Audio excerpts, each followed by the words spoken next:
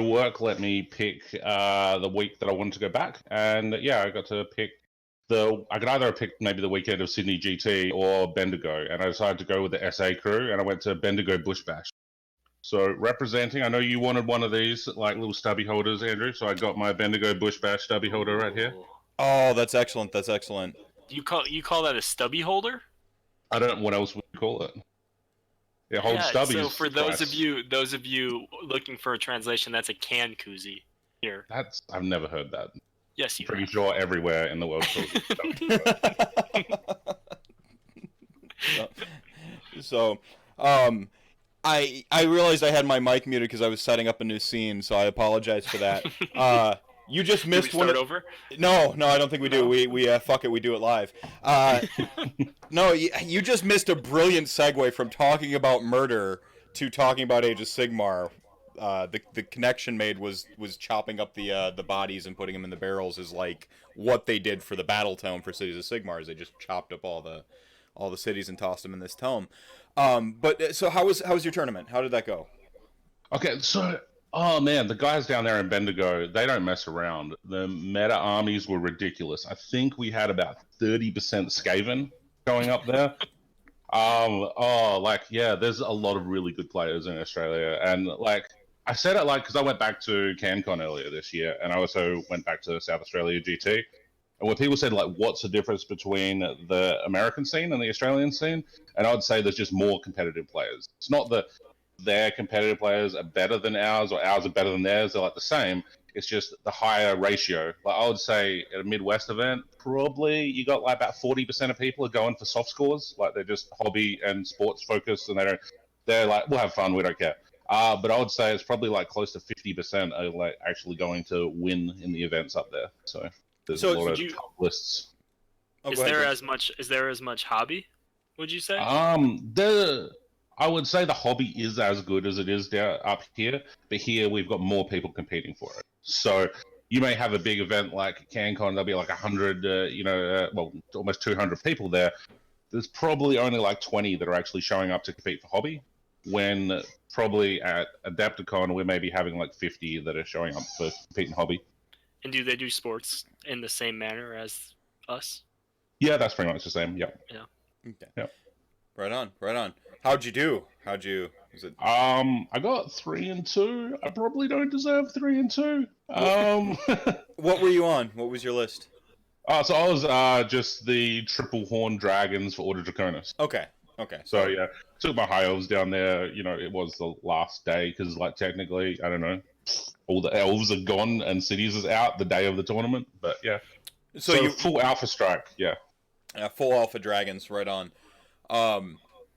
Any highlight from the tournament that you want? Oh, it's just Pete Atkinson. He is pretty much everyone says the nicest man in Warhammer, and he's pretty good. I don't know, if you had to imagine if you could put him and Kenny Lowe on a team together, that would be the most fun in the world. All right, awesome. So, I just want to frame this. This episode of RantCast for everybody watching. We're not so much going to do a deep dive on the tomes as we are just kind of. Oh, it's Odin. Corgo on camera. I got yelled at last time. So yeah, he exists. He wants his bone back though. Andrew, if I follow you, does that mean that Odin gets food? Yeah, if you throw me a follow, then yeah, Brice. Unbelievable! Thank you so much for that follow there. So now you got to feed the corgi. Yeah. Those are the rules. I don't make them. I just enforce them. No, so I just want to frame this real quick for tonight's RantCast. It's not so much going to be a deep dive into the Battletome. You can watch all the cool kids for that. I know Vince just did his deep dive last night. Doom's got one. Everyone's got a deep dive on the tome. What I really am interested in is actually your specific perspectives on the tome. I know, Brice, you just got your book fresh, hot off the presses. But I know that, from my personal experience, my first time playing you, Christian, you were on actual Phoenix Temple. Yeah. I've been playing that for a lot. I don't know, how many tournaments? I probably have had more than 100 tournament games with straight Phoenix Temple over the last 2.5 years. Yeah. So you were on straight Phoenix Temple. I know that you weren't doing the mixed order thing, like legit Phoenix Temple, which was like actually super cool to see, because around the time I encountered you, it was like fresh off of people being very mad at Phoenix Temple mixed order, right? Um, and so like it was really cool to see like, no, here's legit. And Brice, you've got a fantastic sort of elf cast army. You've got like a lot of, you've got a very like a big fondness for some of those older kits and stuff too. So I'm really interested to know sort of your plans going forward and what really stood out to you in the book. So is there just in natural rantcast fashion, what is just the hot topic? Just this is the button, this is the thing I saw and I immediately latched onto. And I'm just gonna go into Christian. I've got you on the left there. So Okay. I feel like the first topic has got to be, I don't know. I want to just talk about Wild Riders. I just love how good Wild Riders are in this. Wild Riders have been so shit for so long, and finally you can actually play some. Actually, I didn't even play them in 8th, so I know people say they were good in 8th, but I played them in 7th, where you'd run like your 10 Wild Riders into, like a war machine, and the cannon crew would beat the shit out of your 5 Wild Riders. That's how bad they were in combat. But yeah, and then like I did the same. Like the first Adepticon of AOS, like I took Wild Riders in my list, and yeah, I charged it to a Hell Cannon, and they just integrated on the Hell Cannon. And it was even sadder because mine were like really nicely converted as well. So I was like so sad to sort of have to put them on the shelf. And yeah, but the new ones, they're great. They're like eels, and that's fantastic. Yeah. And they were a unit that like you could not play prior to this. Like they were absolutely garbage. Like even if you love them, you're like, I think I shouldn't take that. Yeah, it's like Cygors and Beasts of Chaos. I'm like, man, this thing is awesome. I simply can't take it. It's just not there. So I mean, I've got the War Scroll up now. 2 wounds a pop, 5 up save, 12-inch move. 12 inches is fast. You forget how fast 12 inches is. Oh man, go play Fire Slayers for a couple of months, and you will love anything. 5 and up is great. Right. So +1 attack characteristic on leader man, 1 to bravery characteristic for the standard bearer, and add 1 to run and charge rolls for the Hornblower. So not too bad. So you've just played Deepkin, right, Brice? So you know all about how terrible 6 bravery is on eels. Yeah. Like that look on your face when like 1 eel dies and then 2 eels run away, and you're just ready to like break down and cry. Feck and they just die. Like they scream at them and you don't even know what happened. I didn't play them in the Feck days, so yeah. Yeah. Yeah, so I look at that and I'm just like, as an ex-Deepkin player, I look at Wild Riders and I'm just like, wow, like I just love the bravery, It's like you do 10 attacks at Ren 2, damage 2 instead of 6, and you're also getting like +3 bravery, like that's amazing. Yeah, off the charge, this is pretty crazy. So, are you running these? So how are you wanting to run them? What's your? You don't need to spoil any top secret technology. I haven't worked out the list. Like if I was Tom Lyons, I would have the list ready to tell you right now. But but the way I want to run them is, I want to run Phoenicium. So because the thing about them is they're a 5-up armor. They're going to die as soon as they charge something, but letting them attack again after they die is amazing. So basically, Phoenix Temple again. Phoenicium is what Phoenix Temple became. Well, like instead there won't be any. You don't have to run it in Phoenix. I just think that's the best place to run them is where they get to fight after they die. So, yeah. So you're getting that double Ren 2 damage 2 punch out of them. And it makes your opponent just make some tough choices because at that point you're just like, do I even want to fight this unit of 10 Wild Riders because then I know I'm getting another 21 attacks at like Ren 2 damage 2 into me. Right. It's you're forcing the opponent to kind of have to make 2 bad decisions, right? And that's always I find in Age of Sigmar that's one of the best positions to be at in this game. So this is like the Wild Riders. This is the thing you're super hyped about. Oh, one of the things. It's just like they're one of the units I've wanted for a long time. But we can come back to it. Have you already ordered the box for Mini Stop? Are they in there? No, so my credit card reward points just gave me a ton of Amazon points, and I just impulse bought 6 boxes of Wild Riders. Like, no, but it was even before the book came out. I wasn't even sure they were going to be good. My only reason for doing it was that I know that Domus loves them, and I'm just like, Domus is a playtester. He's not going to let them be trash. He's going to make sure they're all right. Because I know he said he has 90, so he's going to make them be at least playable.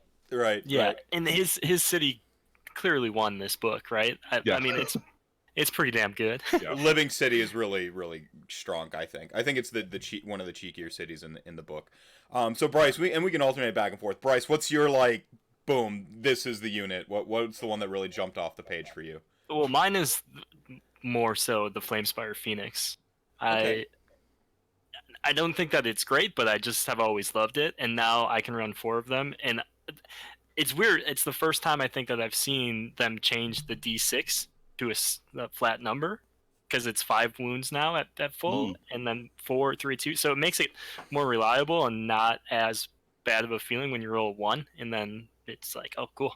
Yeah. But and it's cheaper, so it finally makes sense to play it, and you get that 4 up. It comes back, so it's like this is now something that I want to do all the time.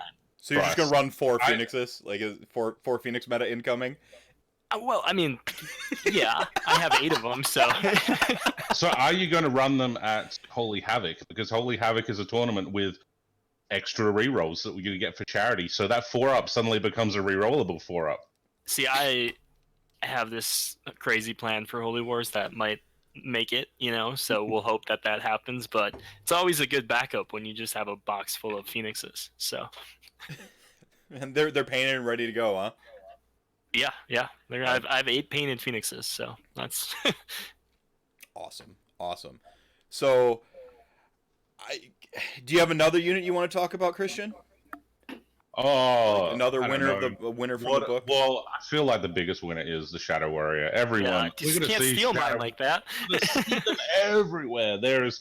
I basically think there's going to be like at least 1, probably 2 units of Shadow Warriors at every. Yeah, you have to, right? Yeah, they're just so good. Yeah. And I feel like if they weren't that good though, you can ally in Daughters of Cain, and people would still be taking Harpy. So, these guys just do Harpy. Well, Harpies, they went up to 90. I think they were 80. They went up to 90 or 100 in the last GHB. I don't know. But yeah, for 110, and these guys are 10 bodies on an objective instead of 5. Like they're just better, and they're so good, and they've deserved to be so good because the models are great. And I bought 70 of them before I looked at. So are you building all 70 as Shadow Warriors now? Is that? We're committed? Oh, no, I think I'm going 30 Shadow Warriors and 40 Sisters. Wow. Yeah. So you're in on the Sisters, too? Oh, I know, they're fun, yeah. I think I might proxy the Sisters and just see if they're good first before I 100% go in. They're expensive. I think they're... Shadow Warriors are definitely the winner. I mean, yeah. That was my hands down. This is the absolute home run of the book. Yeah. And the thing is, I don't know. Tell me I don't know how many lists you've been writing, Brice, but the amount of times that I just put in 2 units of Shadow Warriors, and then I'm why don't I just make my general, an assassin, and then suddenly they're my battle line. Exactly. And like half my list, I end up with Shadow Warrior general. It's like an 80-point tax to have them as battle line. It's like, and it's worth it because if they were 140 points, I would still take. Yeah, and he's a hero that you can just drop on with them because he just comes out of the unit. So there's your free hero, and then like you can pick the unit to protect him. So like it's like, why wouldn't you? That's like the core of every. The only reason is if you've got some like amazingly good command trade that you want to get out of something else. Yeah, but like, I don't know. Is there really any? I felt like the command traits were kind of like okay, but not great. Yeah, well, there's some. Like I've definitely looked at things like the Living City, make your Phoenix a caster, so he doesn't have to. You don't have to pay the tax of giving him the extra armor. He can just do it himself. Yeah. Yeah. I do like the Anvil Guard spells too a lot. So I like the cast all 3, have the option there. I don't think I've even looked at the Anvil Guard spells. There's the 8-up cast, and you ignore their save becomes dash. Oh, okay, yeah, that's pretty great. It's a really good spell. I mean, it's an 8, which is tough, but I mean, that's to change a 2-up save to a dash. Yeah, I'll take that all day. So Andrew, have you got a unit for us? Have I got a unit? I have a loser of the book. This is good. I like this. Executioners. Yep. I'm so sad. Oh, how the mighty have fallen. All I wanted for them to do. So, unmodified hit roll, that's what we got. But now it's 1 mortal instead of 2. Yep. Yep. Yep. Broke my heart. Broke my damn heart.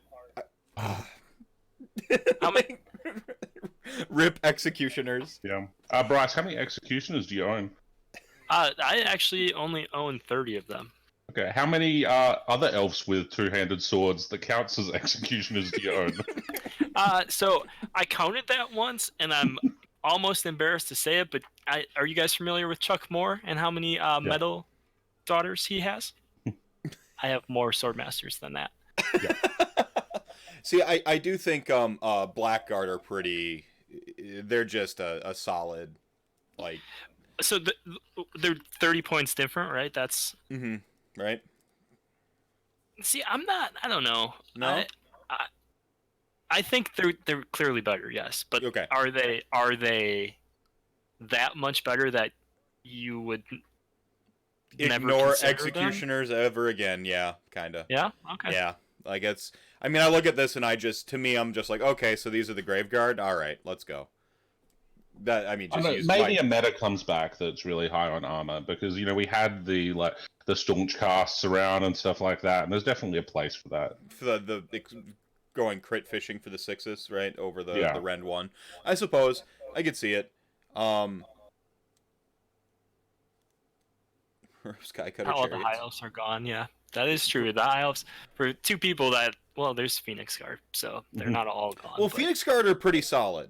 I mean, the Phoenix Guard they handed them Rend and just like to have Rend. Yeah, so yeah, Phoenix Guard got pretty sweet. Swordmasters are still basically Swordmasters though, right? And they're not in here. They're not in here anymore. Yeah. Although one thing I feel like, which I don't hear, everyone just looks at them and goes, Rend, nothing else changed on that War Scroll. But the idea that the command ability has changed to only last for a phase now instead of lasting until your next hero phase.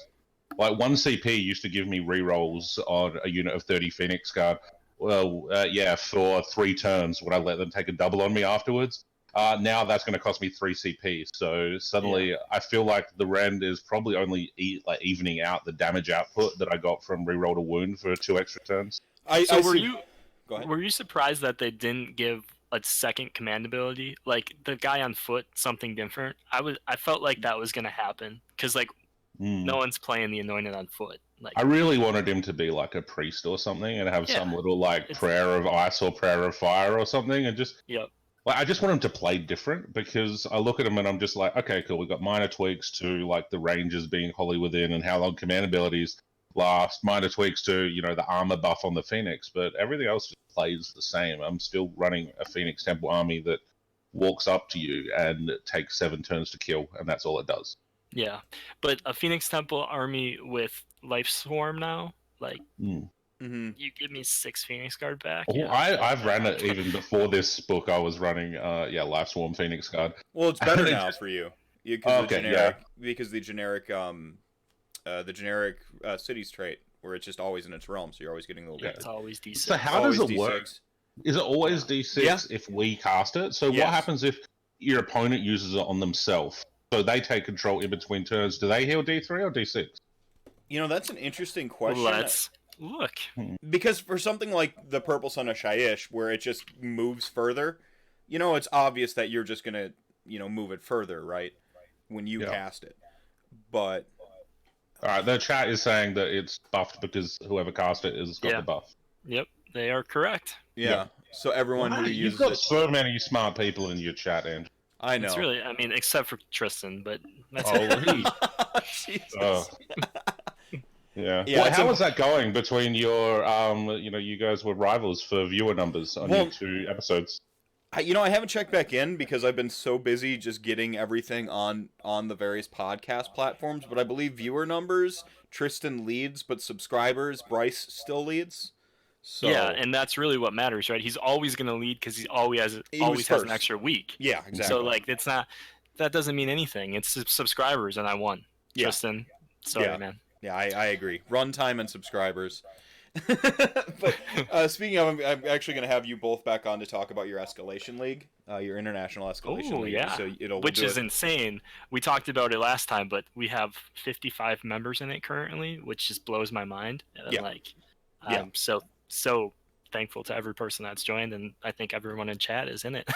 Yeah. So When is our first like milestone due date for that? Because I have half assembled did like you 9 join? models. Did you join yet? I don't know. I said I'd join on Twitter, but then I did nothing. Okay, so you need to join. I'll send you the link again, and then the general has to be finished by the end of the month with Okay. with your narrative, and Yeah. then 500 points is November. So I'm the you got worst plenty at of- writing narratives. That's why we're growing everyone in different ways. Yeah, so I mean, and that's we're on a rabbit hole here, but we were talking with Ty how like the various modes of this game aren't mutually exclusive. You know, how you enjoy the game isn't, okay, like so I do have my competitive streak, but that's not the only way I enjoy the game. I enjoy it in different capacities. And I think that's what's kind of neat about the Escalation League is you give people an opportunity to explore other avenues of the game that they've maybe been missing out on, and that can be enriching. And I think part of it too is like sharing the experience because like we're all different in what we like, but we're all good in certain areas, and we can kind of help to guide and make you feel comfortable in trying. Yeah, I think is a big thing. Yeah, see, I'm an English lit major, so I can really help you guys write stories, or at the very least tell you you're all terrible at writing. Mm-hmm. Yeah, I would love if you bring them on for that, the Escalation League. If you actually do a review on narratives and you read people's narratives out. Oh yeah, yeah. Wow. I could do a Your Band Sucks from Something Awful, if you remember. Like they had Your Band Sucks, and like it was just like every week, this guy would get up there and just like make fun of whatever band was submitted for the week, and just go on these long form, just trash talk, like roasts essentially of people's bands. And I remember Tool came up one time, and the roast for Tool was "Your songs are too long," and that was it was great. It was awesome. But yeah, I could do that. I could totally just like roast people's stories. I'll be like, your story is bad, and you should feel bad. Ugh, what is this? That'll help us a lot. Yeah, yeah. Just like I'll award tournament points, for the Escalation League based on how great your story is, and it will go negative if your story sucks too much. You'll lose points. You're gonna end up with like this whole league full of just like amateur book writers that don't care about Warhammer at all. Yeah, they'll like we'll start a Escalation anthology series, like just all of the writers from the thing writing their fanfic. Mine will be about Bone Chad's glorious codpiece and his quest to like get people to pay their taxes.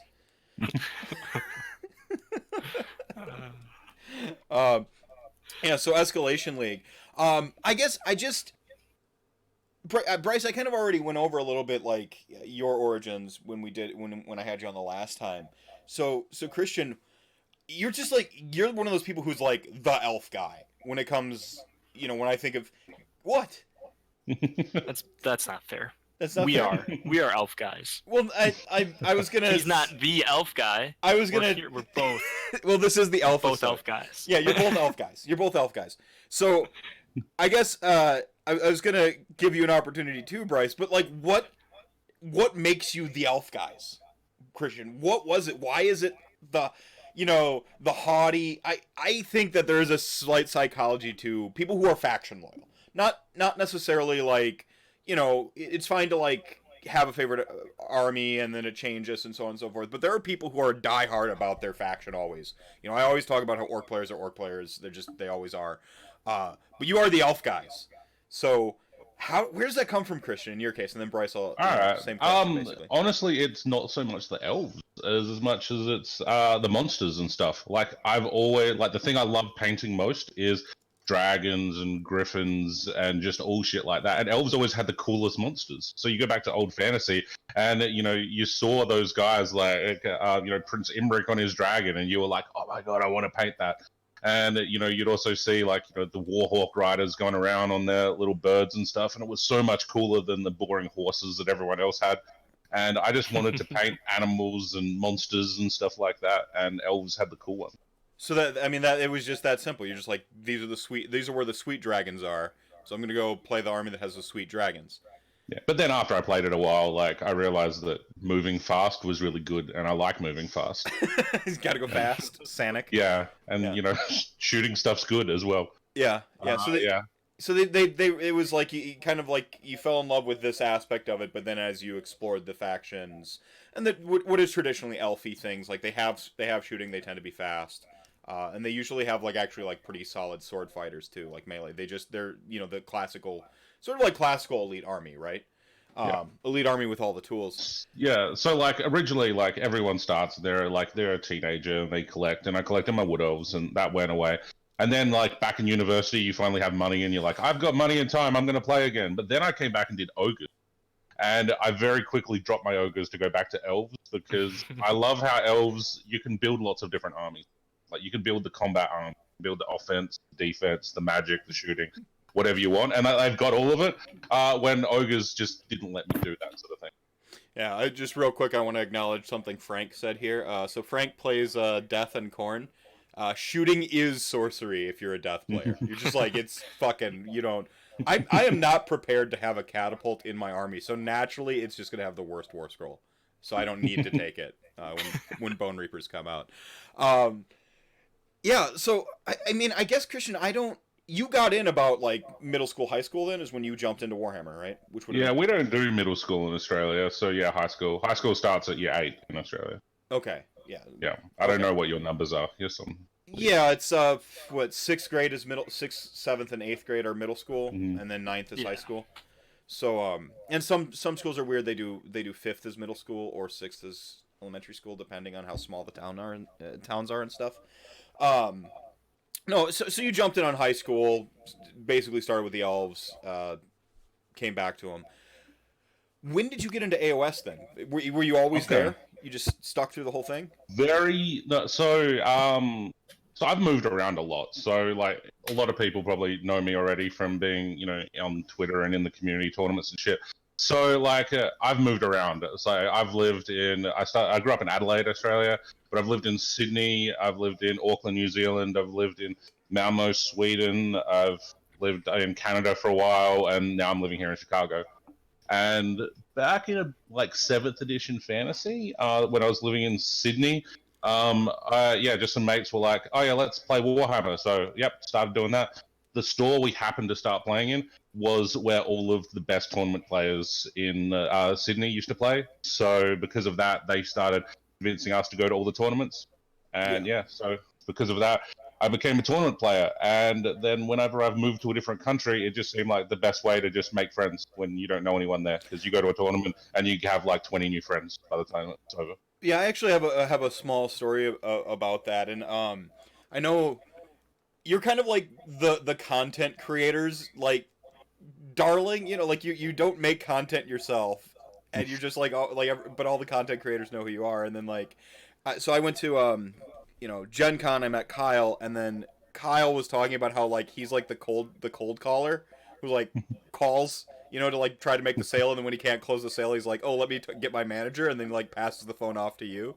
And that was basically when I met you at Dragonfall, and you like walked up to me, and I thought you knew me because of Haywa, and it was like, no, you actually like had been active on Twitter and stuff. So like for a little bit there, like you walk up and like super nice, and you're like, "Oh hey," and it just finding those connections at tournaments has been a big part of. I mean, that's practically all my friends these days too, because I live on an island. But it's just like the tournament and Twitter crowd and stuff. So yeah, I hear people make comments like it's hard to make friends over 30, and I'm just like, well, you don't go to tournaments. It's really easy. And then we've got another essentially. Speaking of community darlings, Brice is the person I would adopt within the community. The kill, marry, adopt. So Brice, elves? How about you? Combo. Yeah, I know. As it is like. Elves. How did I? Elves? Yeah. Your elf love. Where's your elf love come from? It's super similar to what Christian said. Like dragons are fucking cool, and elves have the best dragons. They need some new dragons. I think we all would agree. But yeah, definitely. No, and I just always like the good guys and the magic, and they just have everything, and they're just fucking cool.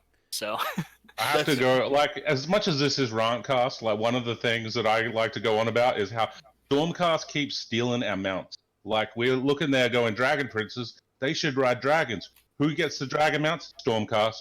Oh, what about these Phoenix Temple guys? Maybe they should ride some Phoenixes. Who gets the bird mounts? Stormcast. What about our White Lions? They should get some lion mounts. Oh, wait, those Stormcast got those as well. That's why I turn all the Stormcast into elves, Christian.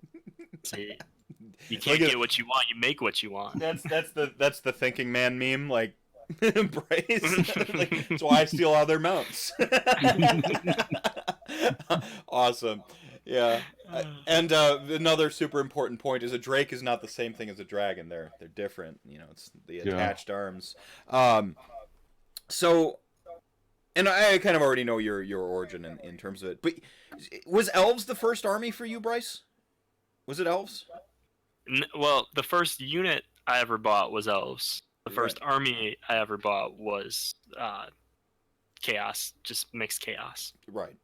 And it started like as a narrative thing with my group of friends who all bailed in the first like month, and we each like were picking units that didn't make any sense together but looked cool. So we were like making up this story of what they were. We had no idea what the story of the actual lore was, and I had this weird plan back then to make Chaos Warriors with Phoenixes. So that's just kind of never happened, but that's what I was going to do. And then I realized that didn't make any sense at all for how the game was supposed to work.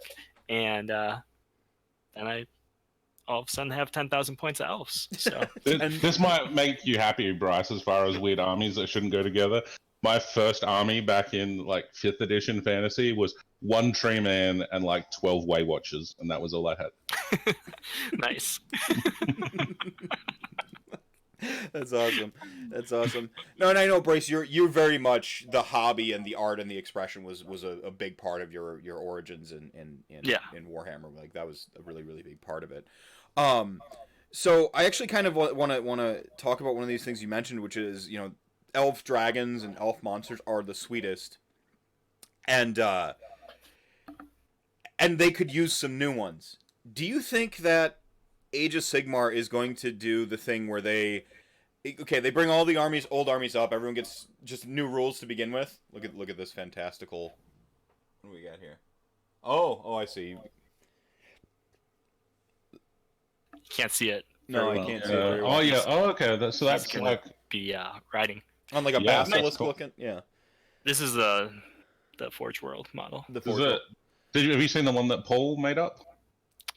Immortal Realms Paul, because he had one of those for his Swift-Hawk Agents army.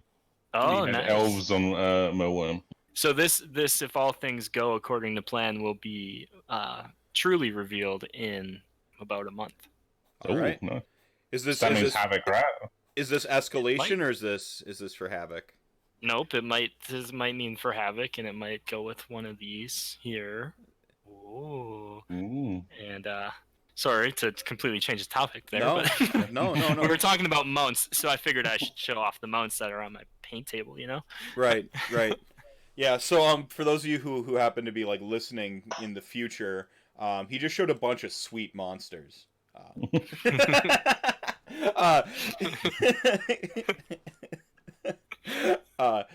No, I just like, so I think like, do you think that they're going to bring everybody up, like all of us get our new tomes, all the existing armies that are going to continue to be supported through Age of Sigmar going forward, get their rules? Do you think there's a chance for new kits down the line? For this book? For this book, yeah, absolutely. No, not at all. No chance. No chance? Nope. This is the less place. Yeah. This is the graveyard of forgotten toys. That there will be new elves, but they won't be related. I think everything in this book will be something new. Yeah, we'll remake everything. We'll have new high elves, new dark elves. Yeah. I mean, we're all kind of speculating the Hishian, you know, logic Spock-like celestial high elf light beings. Mm-hmm. That all I can think when I think of that is Diablo Angels. Like, that's the only thing that, and I really want that, and it's not going to happen. But that's in my head. That's Oh what yeah, I like picture when where I they think of they it. have wings of like tendrily light instead of like actual Yeah. feathers and stuff. Yeah, that's kind of what I would love to see. And I mean, they already have some iconography with like winged helmets and so I think you But could. will they have weird heads? Because like all the releases are just like, oh, that guy's cool, but he's got a weird head. Like everyone was like that. That Deepkin came out. You're like, but yeah, but elves are meant to have hair. Where are their eyes? Yeah, And it like was I all feel a bit like they've weird. really stepped down their face game. Yeah. Like, I mean, I some of these Well, I have a models theory. have new faces, great but yeah. faces. I have a theory.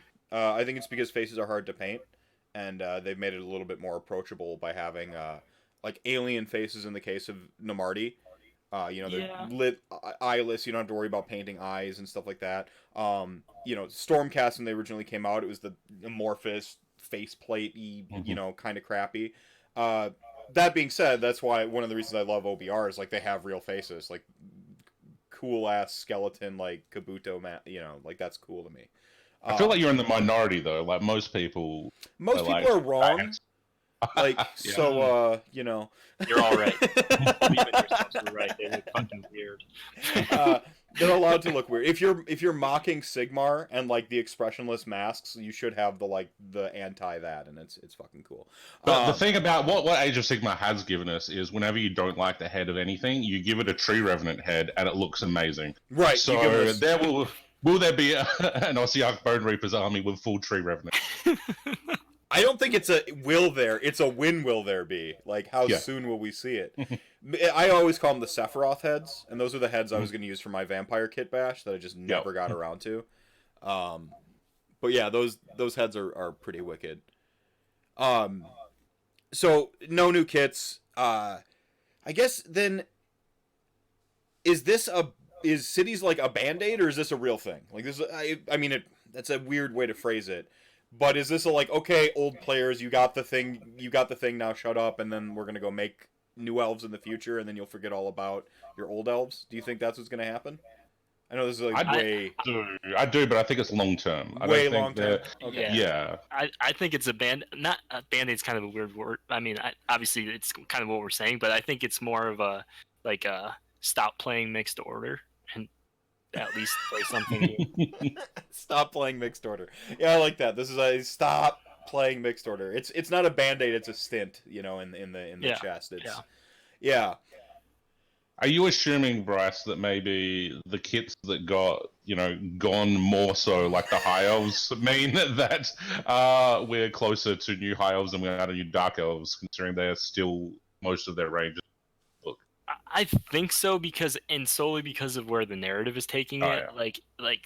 Yeah. They've mentioned Malerian and wherever he's gone, but I think like High Elves are clearly missing, and Tyrion and Teclis have clearly been set like they are gonna stop Slanesh. So it has to.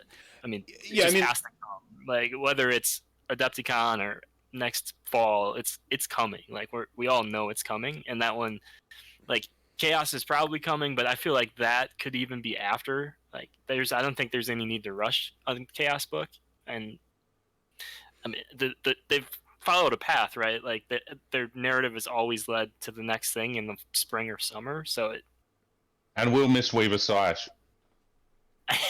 Go up in the tiles. She didn't come up in the cities. Cool Why was this she? Model is. I know. It's so cool.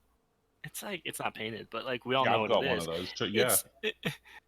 I think I own like 4 of them because I thought they were coming for Deepkin. And 3 years ago, right? Like when this came out in Warhammer Quest or something. And Tenebrial Shard is just like left over too. Like he didn't get rolled into the book, did he? Yeah, but he's not even for sale on the store anymore. Yeah, you can't get those anymore. But she still is. So I don't know. Weird, yeah. I mean, so there's a couple like weird miscues, I suppose. But I liked your take about do we think we'll see like High Elves before we see Dark Elves, and I'm gonna throw my hat in with I kind of agree. I do think they have that Games Workshop's release, and this is with just pure speculation. I do think that they have that internal competition thing with different teams working on different parts of it, and whoever to like kind of encourage each other to get the thing finished, and that's an internal competition thing. But I have a strong suspicion that the narrative is pointed towards seeing High Elves before we see Dark Elves.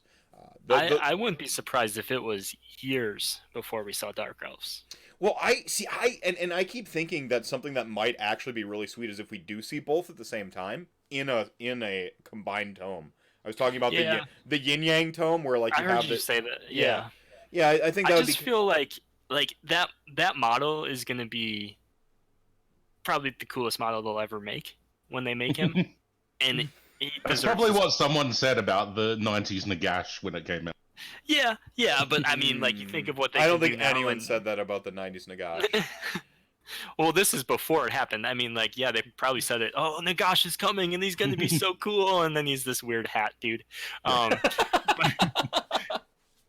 I mean, the model's going to be the size of Archeon, and it's going to be a huge dragon elf. We know malaria. We know that malaria is going to be amazing. But how would you imagine a Teclis model? I think Teclis and Tyrion are going to be a combined war scroll where they're separate and they can combine. It's going to be like the first ever. So they can do fusion. Model. They can fusion, huh?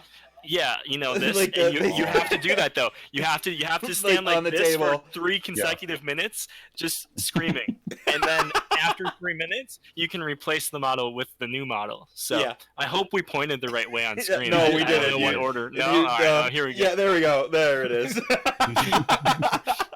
Yeah, so that's I think that'd be so cool. That would be cool. You know. And maybe they like if they're within range of each other, they have to fuse or something, and if they stay outside, they're their own thing. I mean, they've already experimented with like transforming mechanics with Marathi. I mean, this could be like, the next stage of that, right? Like we have they've even experimented with like now with Catacross, we've seen this is a single diorama with separate units on it type thing. With the retinue built in, you could do like it's a single diorama. It's like Tyrion and Teclis on like either side of the diorama, or so. You could do. There's a lot of space to explore with what we see. But I like the fusion hot idea. I think the best. Yeah, and that could definitely be like the scale of the Eidolons. So even though they're like not quite as big as like one of the really big kids, they could still be pretty. Yeah, I think like standard, they're just heroes, right? They're like baby Marathi size, and then they fuse together Eidolon size. I think that'd be awesome. Or are they Marathi size though? The thing is, like Snake Marathi is her true form because she was changed by Ulgu and the stomach acids of Slaanesh, I guess, whatever. Tyrion and Teclis and stuff have been like hanging out in pure light realm for a long goddamn time. Yeah. So like we haven't seen art of them yet, have we? No, we haven't seen like anything. There's like the one story in I think it's Soul Wars where it's like, should I send in my boys? No, wait. With Teclis, but they don't describe him. He's just like in the shadows basically and like throws out the one line. There was like a cool short story that came out really early in the Warhammer lore. It's like a Black Library short about like some wizard that traveled to the edges of all of the realms, and like there was a bit where he actually met Teclis, had a conversation with the guy, and Teclis sort of like gave him this like wisdom, and he didn't actually understand the story until after he'd been to the edge of the realm and corrupted by Tzeentch and all that stuff. Mm-hmm. Yeah, but I mean, we've got Slaanesh. I think we're going to see... I do think we see Tzeentch, maybe even, like, before the end of the year, like December, we might see, like, the Blades of Khorne-esque Tzeentch book, just the new updated thing. So I think that's a possibility, but then we might not see the Chaos Everchosen, whatever the new thing is with the Dark Oath. We may not see that until the next big story jump, and I think in between there we can see High Elves. Yeah, because like I get that everyone's like, oh, but there's a Dracothian warband and like all this and Warcry, but like Archeon is a huge character in the story, and they haven't really like given him an entry. Obviously, they can do that anytime they want, but they're not going to like derail this story that they've had completely built to this point to throw Archeon in and not give him what he deserves. Where it should be like a entire year's worth of narrative wrote about this badass dude, Yeah. So I think it goes High Elves, and then maybe they send Slaanesh back or slow Slaanesh. But they did just do that. No. They just did that with Gordrak, though. They didn't give him a great narrative. Well, yeah. Yeah, but destruction are jobbers. Like they just get Yeah. crapped on by. They're just total memes in their own lore, how they're portrayed. Gloomspite was kind of cool with like the tease of like the bad mood coming and what that could possibly be, and that was like a neat little narrative, but it was like as an aside to malign portents and all of that stuff going on with like how everyone had their herald and so on and so forth, and their herald was a Gloomspite dude, and so like there was something like that. But just real quick, Nagash has had like a whole year's build up to get us Night Haunt and now Ossiarch Bone Reaper. Yeah. Like it was a huge story payoff for him. That's what I'm saying. Like that endless they're spells gonna exist because what Nagash did with the Black Temple. Yeah. It's or the Black Pyramid. It's like Archeon's gonna have a payoff just as big. Like he has to.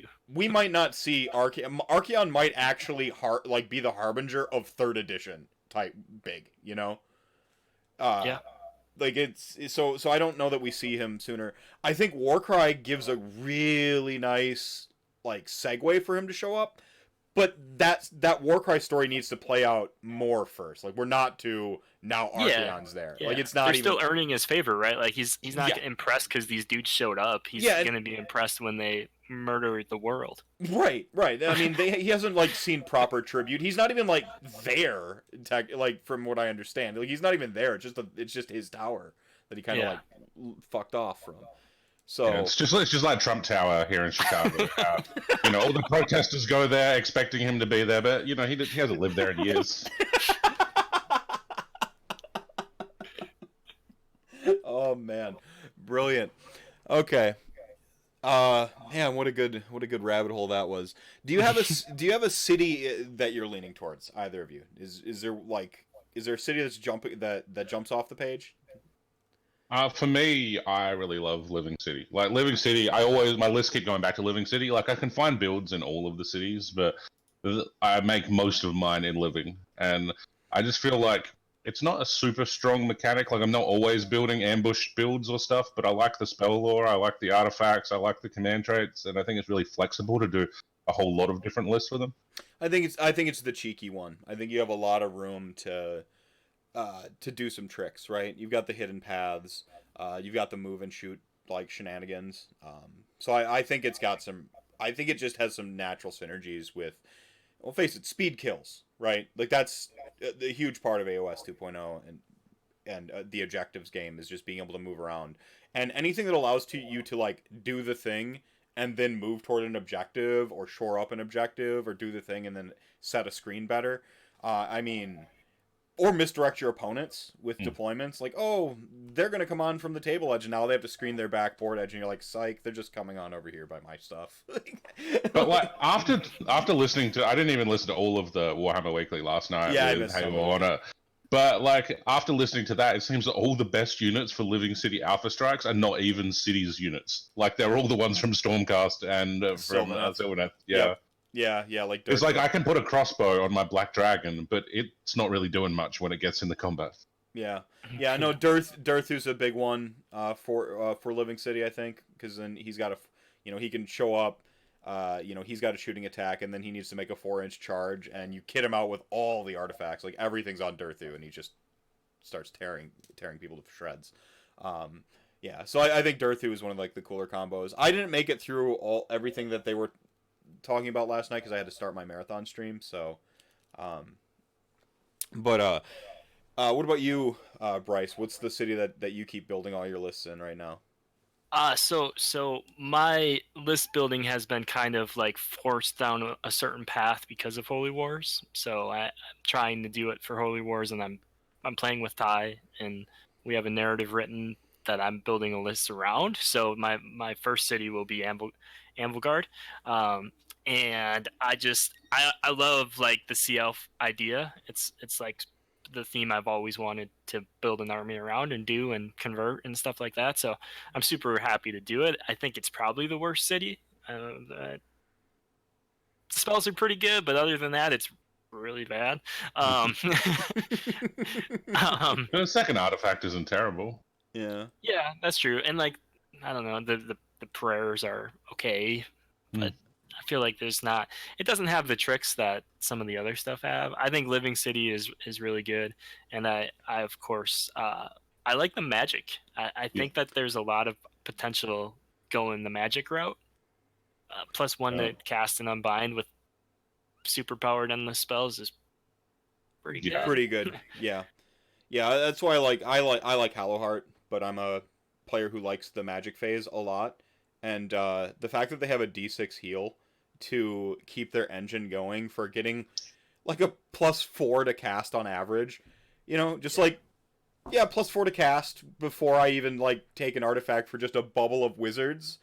Like Nagash is just sitting on his throne grumbling that a bunch of derpy ass idiot humans and elves can cast with a living god of death. Like, man, so I think I dig Hallowheart. I think Hallowheart is I think the cities rule with the way endless spells work.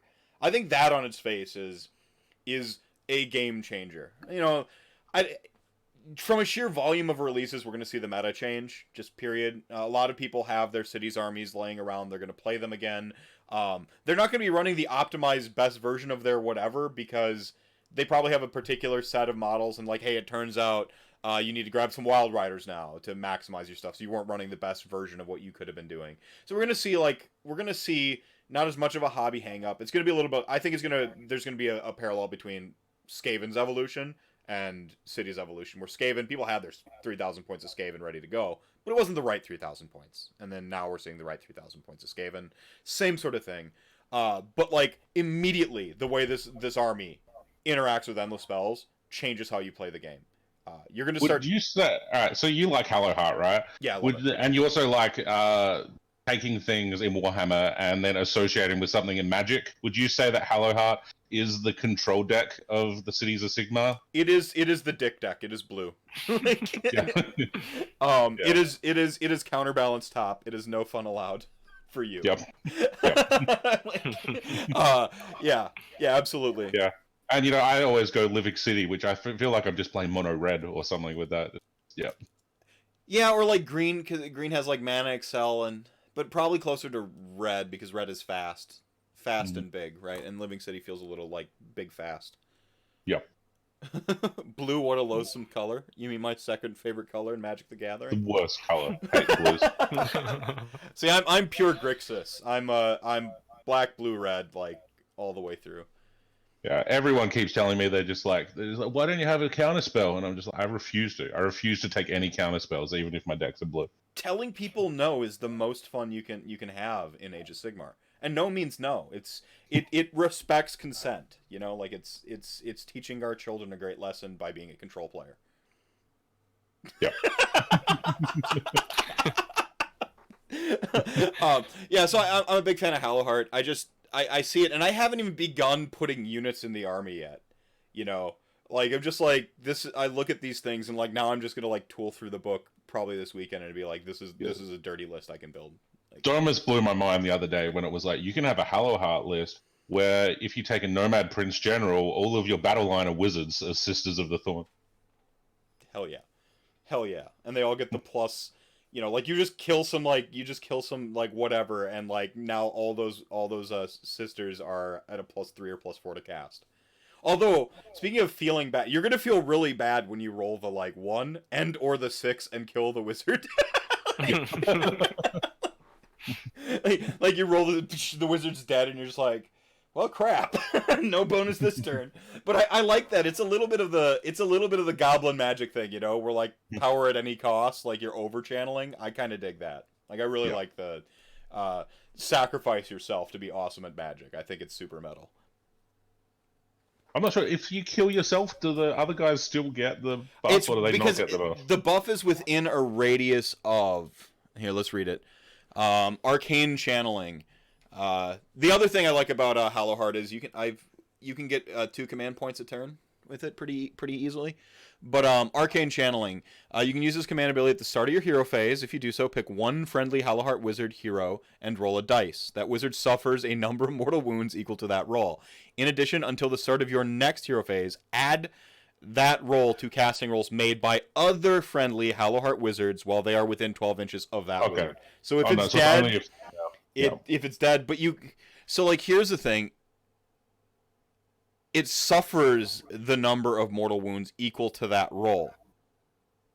So if you have a shrug, you can shrug some of those, and then it says until the start of your next hero phase, add 1 to casting rolls made at that roll. So it's about the roll and it's not the wounds allocated. So if you can shrug some wounds, you can still get the 6, and he can live. How I'm reading it there. Yeah, makes sense. Yep. Because it talks about the roll itself and not the wounds allocated as the bonus. So if you roll that, like, the dirty 6 and, like, shrug 2 wounds, you're at a +6 and your wizard's still alive. Yeah. But, you know, you can also have, like, you know, the sorceress on Black Dragon or whatever. Yeah, so. Just some meaty thing that and then you take the empowered life swarm to just heal it back again. Yeah, plus you have a Hallowheart spell that's a 1d6 heal. Yeah. So you have the empowered life swarm and then a d6 heal, and you're just like, +6 to cast. I can't hold on to all these spells. Yeah, that's a blue deck you just built there. Like building an engine, and then you get to do the thing that everyone loves, which is Tzeentch. Right? So you get to, like, Tzeentch people to death and just suffocate them with your stupid ass endless spells that are even better. Oh, man.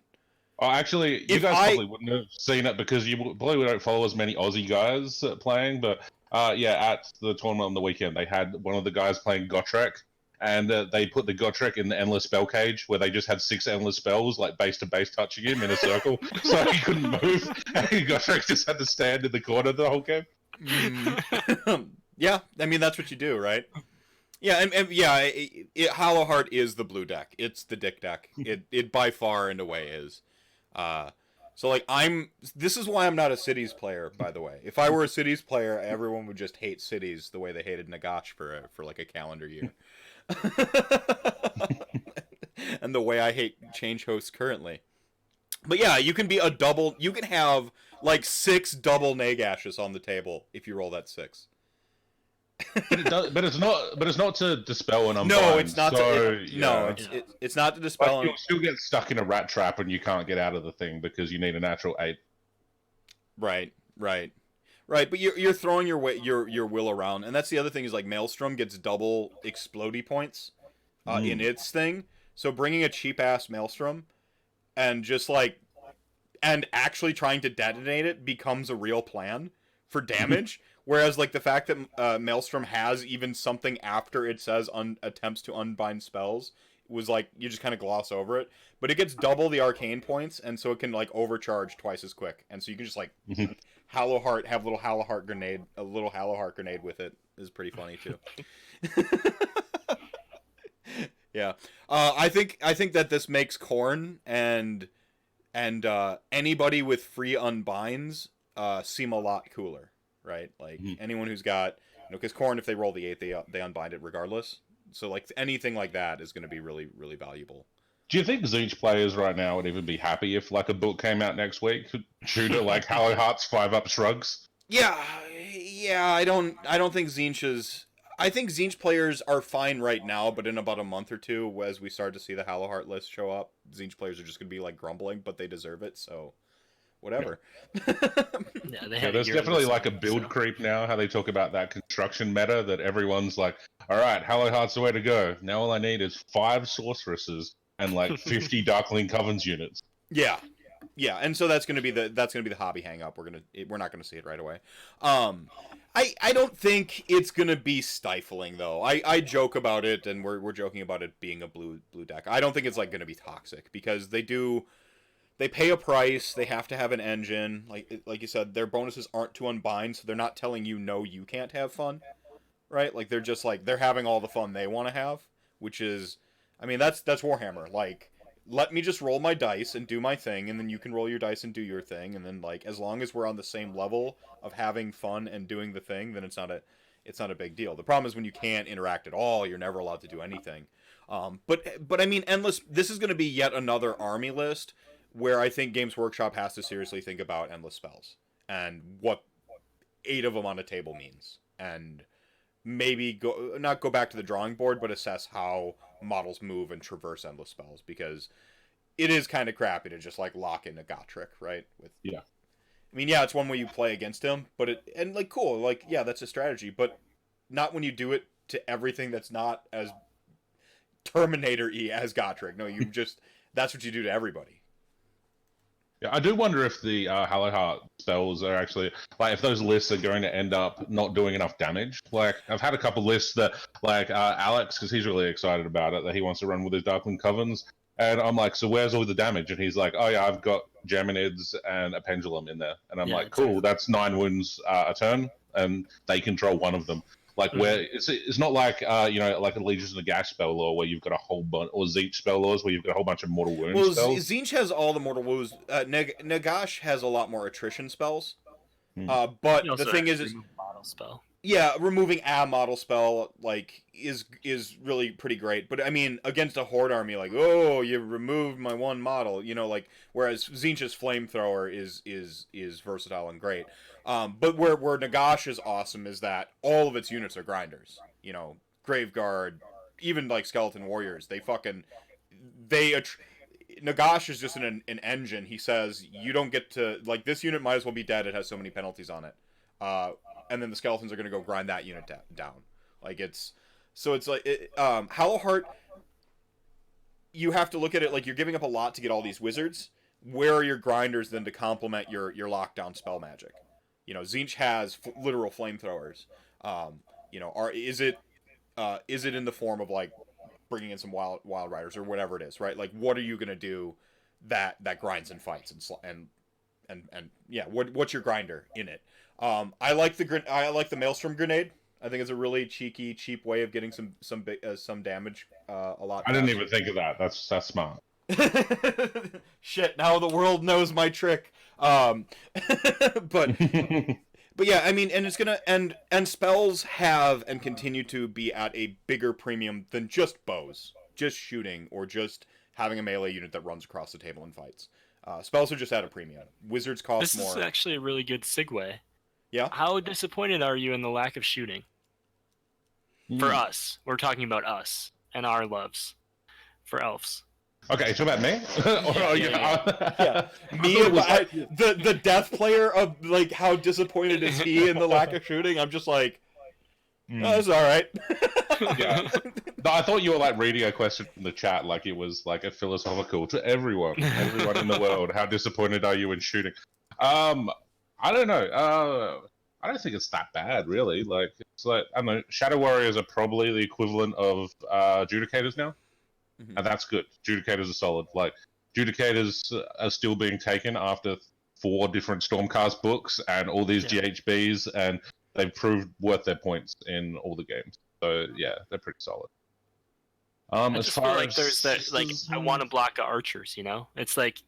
But that's what sisters do. Sisters are alright. They're so expensive. Yeah, but they're alright. But if you've done the math on, like, if point for point, they'll take out, like, a keeper pretty... What about your handgunners? They're still there. Oh, I was talking elves. Specifically elves. Oh, yeah. I see what you're saying.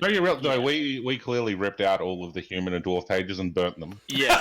Yeah. Yeah, I'm actually gonna change this into an elf. Yeah. Yeah. So. You've already ordered like the sticker like decal to like lay over it, and it's like it's like those paper dolls, where you just lay it over it, and it's just like it got an elf head instead. Actually, that battle mage that has +2 to charge has made me consider buying a human model. No, it's not allowed. Okay. You could buy handgunners and just like swap in your elfy parts, can't you? Yeah, that's what Alex is. Alex is trying to do that. He wants to buy a whole bunch of Dark Eldar and then give them rifles and. I keep telling him it's gonna look stupid. I'm just like, no, they've got fucking weird coiled pipes and stuff on them, but yeah. Well, I mean, but that's the thing is you're living in the sort of melting pot free city. You'd think that the elves and humans would eventually trade technology over time, so it'd be all right to have a whole block of actually elves holding some human guns and stuff. Chat here. Remember, I'm from Australia, where we don't even have guns. We dislike guns. Chat here is popping off about dark shards, and I guess I'm not seeing what dark shards are doing. Oh, they got a +1 to hit, and So- I think +1 to armor in the new book, which is pretty good. So, run and charge, bravery 7.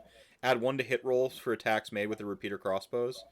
So your 3s and 4s, no rend, damage 1, 16 and They range. used to be like 5s and 4s if you were under 20. Like, bad. Yeah, And I don't know. it's +1 to wound from sorceress. Is that what it is? Okay. So they can go 3s and 3s. Any way to give them rend? No. Yeah. No, but you can do those spells that get rid of the unit's armor. Oh, which is Yeah. like giving it. Yeah. Yeah, on an 8.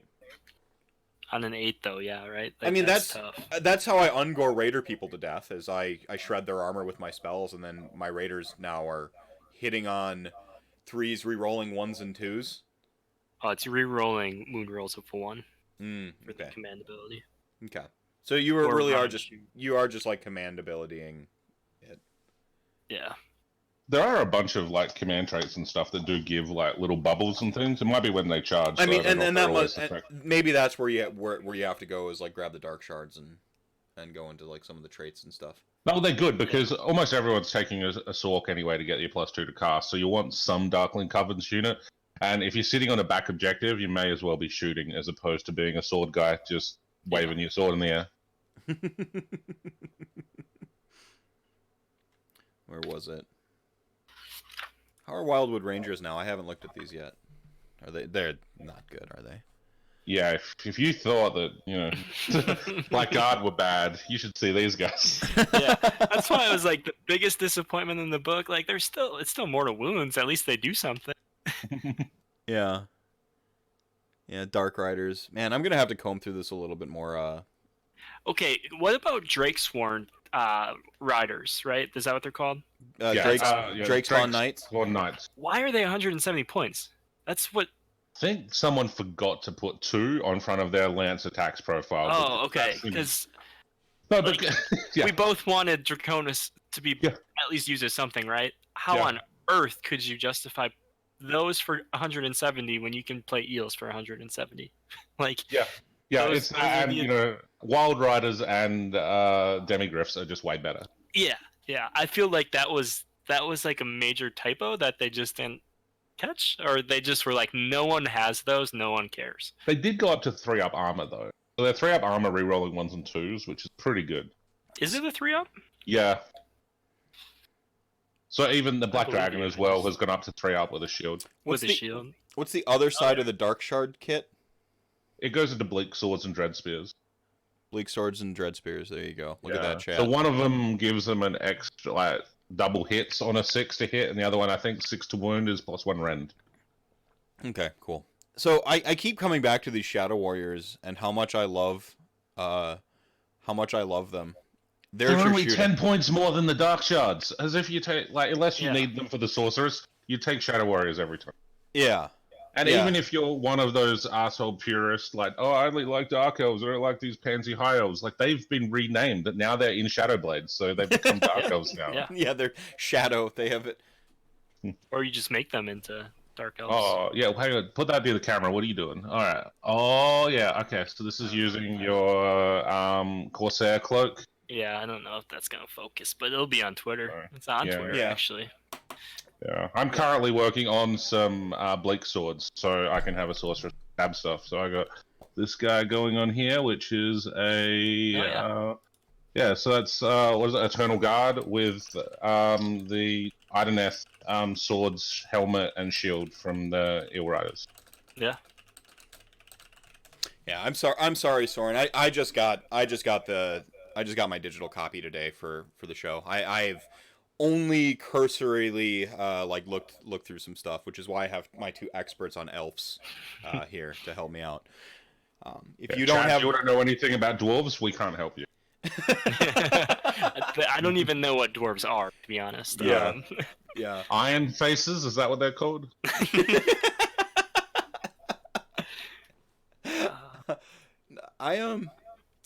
Man. So how I get. about... Oh, go ahead. Go ahead, go ahead. No. Do your thing. I was just going to say, how about 60-point chariots? Yeah. Like, and the horde bonus, right? They're like 150 for Yeah. 3? Like, is that real? You know how much space that takes up? A lot of space. It's really good. For like, And their battle line, crazy right, good. as well. Yeah, They've got their like battle line in yeah. Amvelgard, I think. Yeah. Yeah, see, I love 60-point chariots in any army that has them. Is Tristan Oh, you have to. excited? He loves his chariot armies. That's true. Well, The only problem to make them battle line is you have to have a Black Ark Fleet Master as your general. I was gonna do that anyway. Yeah, I mean, was not. 60-point little badass. Yeah. With it. With the pig leg too, like Yeah. a model you just have to make it out of something else. You can't convert it because it's just a brick. Yeah. If only you could have a unit of 5 chariots and they could be your retinue. Yeah. See, what do you think of the retinue rule? Do you like it? Do you think it's? I played against it once. So yeah, when I was in Adelaide last week, I was playing against Luke Stone. If you know him, Cinderful. Oh, he's not been on the show already, hasn't he? No, he's going to be on Monday or Tuesday. Next week we're doing a double episode for RantCast, so it's going to be him either Monday or Tuesday next week, and I'm going to have Heywo and Frank from the chat are going to be on Thursday on the normal time. So. Yeah, so me and him both got our based on what we saw from Guerrilla Wargaming, all the leaked rules, we went and had our game of Hammerhall versus Hammerhall last week. And he had his retinue of 20 Phoenix Guard with an Anointed, and it was terrible. I was like, this is exactly the pain that I've been giving people for 2 years. And it was pretty bad. Because they get the retinue, you get the Necromancer ability. You on a 4-up, you offset the wound over. Yeah. And but because he's got a 4-up ignore, so he 4-up ignores 4-up retinues, and then the retinue 4-up ignores. Yep. Yeah, I mean, I do it to a lesser extent with Necromancers because it goes, 4-up. Well, it goes 6-up, 4-up, 6-up. Like, it's not quite as good, but it's still. You can make it even worse. You can go 4-up, 5-up, 4-up, because you can go. I think is it Anvilgard that gets the 5-up save for mortal wounds? No, that's a 5-up. Ignore the spell completely. Oh, am I thinking something different? Maybe it's an artifact. Unless it's a spell or something. Oh yeah, I was just thinking of the rule in the city. Anvilgard. What is it? There's a lot of pages in this book. Yeah, Drake Scale Cloak. Yep. Roll a mortal wound on a 5-up, it's ignored. So you go 4-up, 5-up, pass it off, 4-up. That's great. We heard you liked hero capturing battle plans. Yeah. Anyway, my game versus Luke, I think I did like about 35 wounds into that 5-wound hero before I killed him. See, this is why the meta needs Nagash to be great again, because Hand of Dust keeps bullshit like that honest. Yeah. Marathi, fuck that. Well, I can't do anything against Gotrek apart from drown him in skeletons, but I was going to do that anyway, so. Yeah. What endless spells? You've got endless spells. A couple. My Nagash's list is real tight these days since all the points changes, because it wasn't just Nagash. Umbral Spell Portal went up. Necromancer, which is an auto-include, went up. Nagash went up. Like, it's just a lot of the stuff. The points got real tight. We're not going to see them for a little bit. Unless Bone Reapers has some really competitive priced units in it, because Nagash can be in there. Or if it adjusts Nagash's points back down. They recognize the errors of their ways, and they're like, we're sorry, Nagash. That's going to happen. We're sorry, Nagash. You should be 700 points, because realm spells are, people barely use them. Do you remember the time they learned the error of their ways with the Stonehorn and then fixed it? Remember that?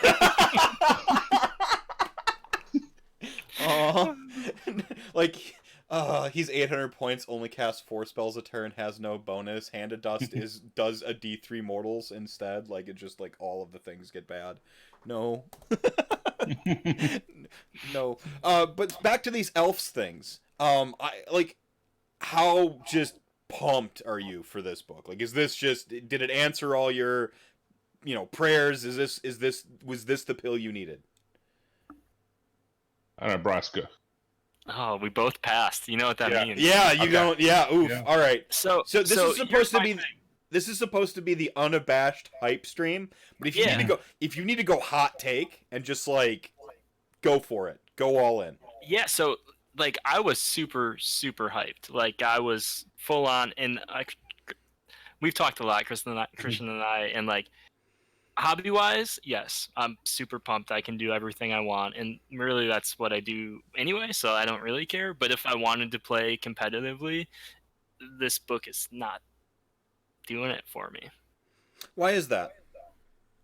Like, First off, my biggest pet peeve, I think, is requiring me to take a city from a certain realm. I hate that. And you're forced to then take, if you take realm artifacts, they have to be from that realm. They have to be from that realm. What is it? Anvil Guard can pick 1 to 2 different, but then everybody else can pick. No, Anvil Guard has to Hammerhall be from Ashkey or whatever. Fire. Yeah, it's Hammerhall. One of them. Hammerhall. Yeah, Hammerhall gets 2. Yeah. That just, it feels unnecessary. I don't understand why. Like, well, it's like giving you an enclave rule, like before you even, like at the books. It's like if IDK said you must play with an enclave, not you can go generic, or Beast of Chaos, you must have a great fray. You must. Exactly. There's no option to not. You can't play the city if you don't pick a city.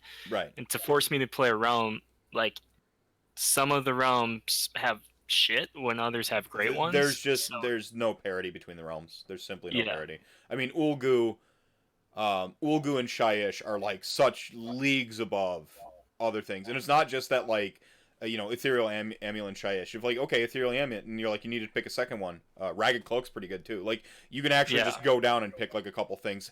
Actually, I think is another one that's actually got a couple, because you got the Ignax's Scales in there. Wait, no, that's it.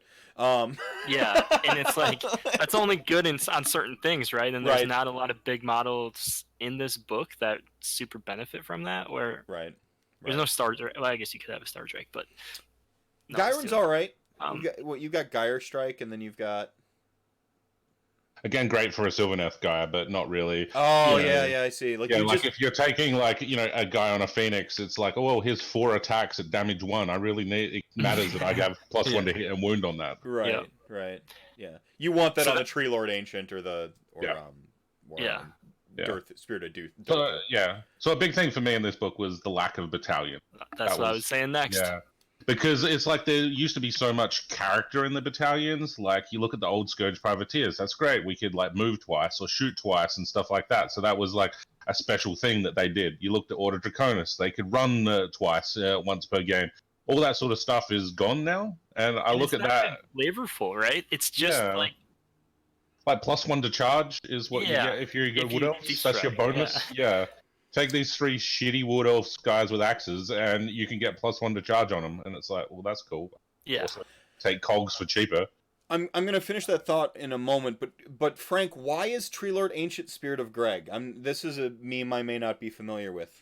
What is this a local meta thing? Is this a joke that like everyone knows in AOS that I don't know? I don't know it either. I hope it's a reference to Greg's Bakery, a chain. Okay.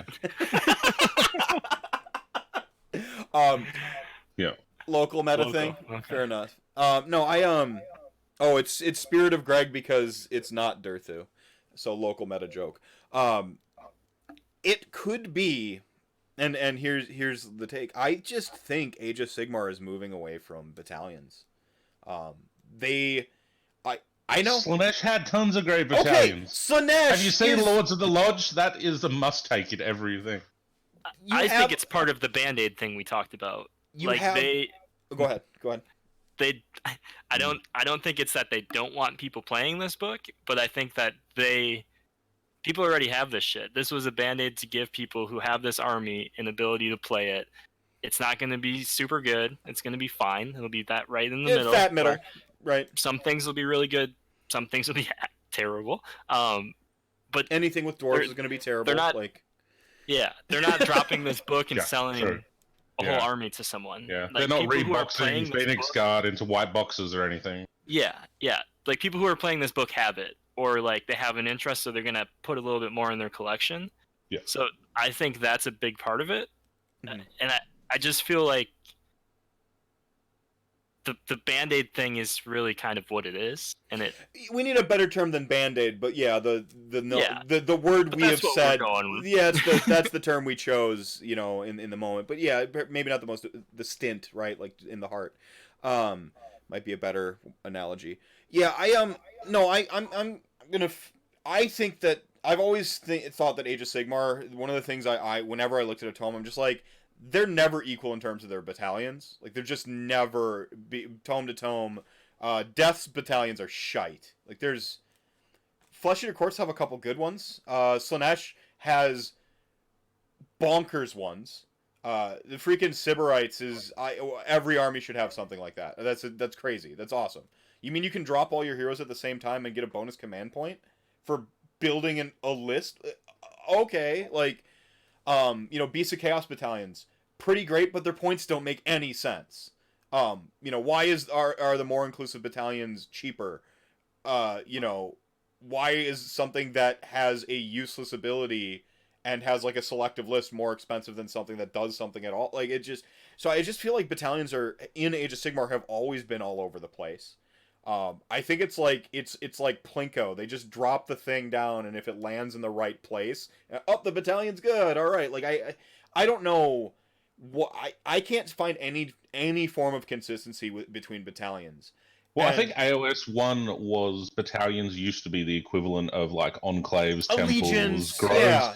Like, that was their thing. It was like, this is your lodge, you're this battalion, and it was weird because it was pointed, but then other people got ones that weren't pointed, and then you couldn't balance. And that's the thing, is like, and so I just think, and this is continuing to my point, and I know Slaanesh has great ones, fine, and Lords of the Lodge are pretty cool, and there's Flesh Eater Courts is like Ghoul Patrol and some worthwhile ones, but there's a lot of them that just take them just to lower their drops. It doesn't matter what the ability says, like, and a command point and artifact, like, I mean, that's I'll the thing. Pay 100 points for that. Well, but if I can take the units I want to take, which all those armies, they get the units they want to take. Right. This, you have to take units that you're like, oh, I don't. Yeah, I don't think an Ardeneth player has ever taken a battalion for. Yeah, I don't think Ardeneth players have ever taken any battalions for the rules in the battalion. Yeah, no, and that's the thing, is like, you're not really, like, it's just it's fucking Wheel of Fortune with the battalions that books get. But I do think that Age of Sigmar kind of is just shifting away from the emphasis on them. To go back to my initial point, I think they're moving away from them because of enclaves, like you say. One-drop battalions are just disappearing. Yeah. Orcs just lost theirs. Sylvaneth lost theirs. Like, those are just they're evaporating. And yeah, that does something to the game where it just ups the drops now. We're not. And if you are the one-drop army, that is practically an allegiance ability that they look at for the book. They're like, can this army be one-drop at all? And then you go, it can be. That's practically worth an allegiance ability. And like, but again, we haven't seen one-drops in any of the new tomes. Sylvaneth lost theirs. IJ lost theirs. And IJ was like playable mega battalions. What? Like, these two armies that had these, Sylvaneth and them had the two playable mega battalions. I feel like the battalions in this are a little bit of an afterthought, though, to kind of bring the points together, where they looked at the cities. Okay, you're forced to, so you got to pick your city. Cool. Maybe the being forced to be in the realm of the city is a little overkill. It makes sense from a narrative standpoint, but you're a City of Sigmar and there's realm gates and shit. You're telling me like an Anvil Guard couldn't have gotten his hands on a sweet ethereal amulet? And from a narrative standpoint, like a narrative like Black Library book, I agree with you. But from a narrative for us, where we want to create a narrative for our army, it's like telling me I have to paint my army a certain color. Yes. Like, if I want to be a city army from Ashki, why can't I have a fire lava tree? Like, yeah. That's what really got me the most. Was I was super pumped about doing this like dark elf kind of scourge privateer army, and then I have to do it in the realm of fire. Why? Yeah. Why can't I do it in the realm of shadow like I wanted to do and have cool shadow water and fun things? Now I have to.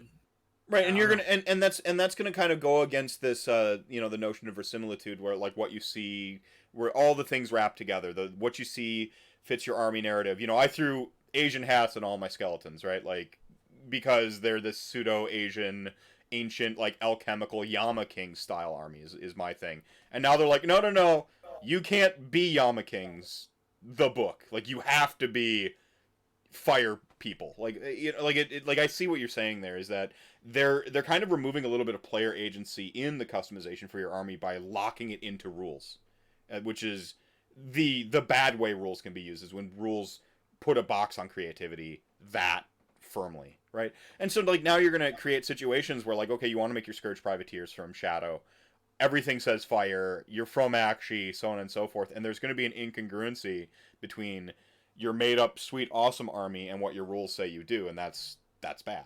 That we don't want that. We liked not locking you into your paint scheme to get your battalion for Sigmar, you know, where you had to be fucking blue and yellow or whatever. Well, and this is Firestorm was the thing that caused the internet rage of you have to paint your army this city's colors, and they changed it. So then now they make you have to play your city in this realm rule where it's like, I know it's not, you don't have to paint it that way, but it's still like you're forcing this down my throat to be something I don't want it to be. You know? Yeah. So like, yeah, and like it's funny because like you get to like there's some like hobby rage there. And then I have like the rules rage there. So who is this appeasing then? I guess is like who's happy about that? The people who think that Greywater facets are too strong. Shots fired. So you're displeased with battalions. Again, I feel like it's roulette if you get a good battalion in your book. It's just it almost doesn't even.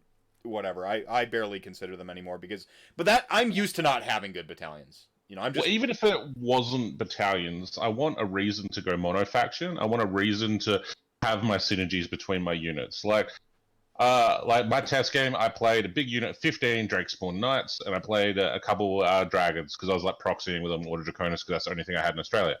Now, the only synergy I had between all of my units was +1 to wound command ability.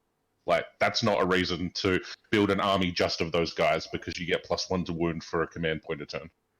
Yeah, and I think the way that you said it to me, right, when we first talked about it was the exact way. It's like I'm taking a 1,200 point Phoenix Temple army, and then this other shit just gets put in it. I wanted it to be like all of this stuff has come together to be a unit instead of this is my army with free ally points, so I can take whatever else I want. Like if they had better command abilities, there would be more of a reason, or artifacts or something that would give buffs, all that sort of stuff. Or like the city command abilities, you know, like so that your city was affected by this command ability instead of still the same units that were always affected by it. Mm-hmm. Yeah. So the synergy is sort of like disconnect in some like theme builds is the problem. There's not much. Yeah, there's not a lot of reason in the cities book to not just go best in slot. To just go, what's the best in slot infantry? Do it. What's the best in slot cavalry? That's what I got. What's the best mage? Got it. And that pretty much just means that you've got this giant book with like 80 war scrolls in it, and you only want to even look at 15 of them. It's a illusion. And just to answer Brendan, I said the one with the picture is really good. So we did acknowledge this one.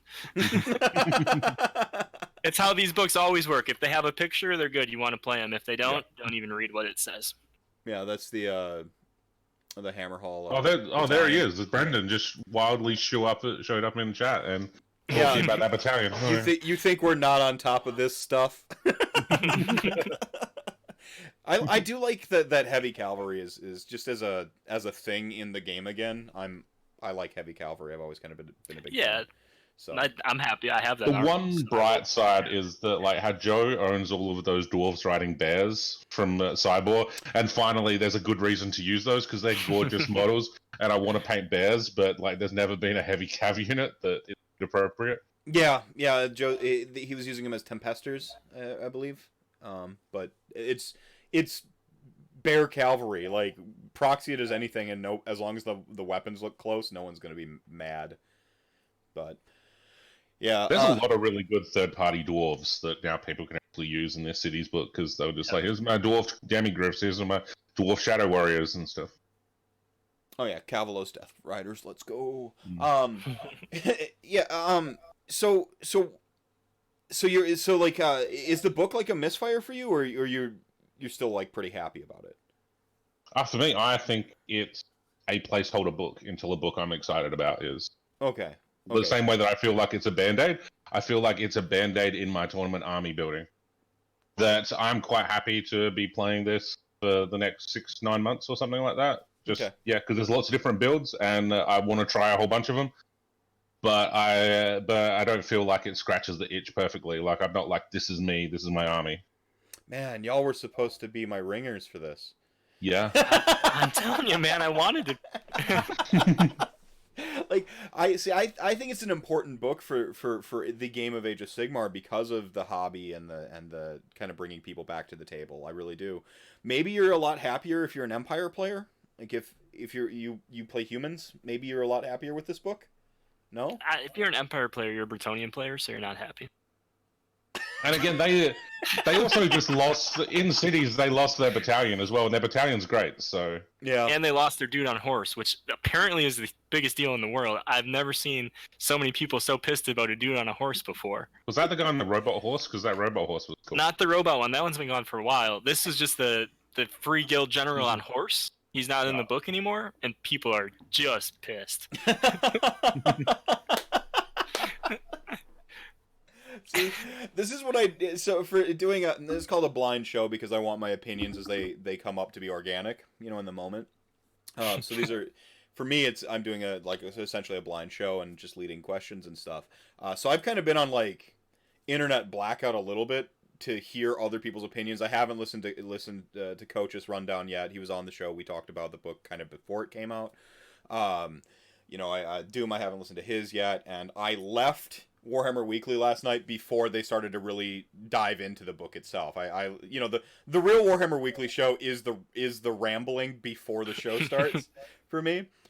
You know, which is why I stole their idea for that and just made it into an entire show. No, but I had the family stuff and then I came back, whatever, and by that time they were off. So I guess is the internet not happy with this book? Did I miss that? It's very different wherever you go. Like, Yeah. Facebook is... I don't understand Facebook Warhammer people, because they just feel like they're in their own little world. Like, there's all these people picking up this book, and they're just like, oh, he cut out. oh my god, this is gone. there And it's everyone's like, we knew about that. Yeah. Like, we knew about the, the things getting put in the bin. Like, yeah, like... Oh, like months they're just now finding out about it. Like they bought the book and they opened it and they're just like, "Where are my dwarf miners?" And we're just like, first off, like they were in the compendium 3 years ago. Like, how I have feel you like got all of aware those that people aren't real.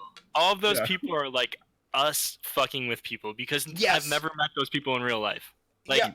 It's like and maybe that's why, because they just it's like sit on Facebook and- it's like adult Minecraft players. I've never met one specifically in person that for Yeah. real plays Minecraft.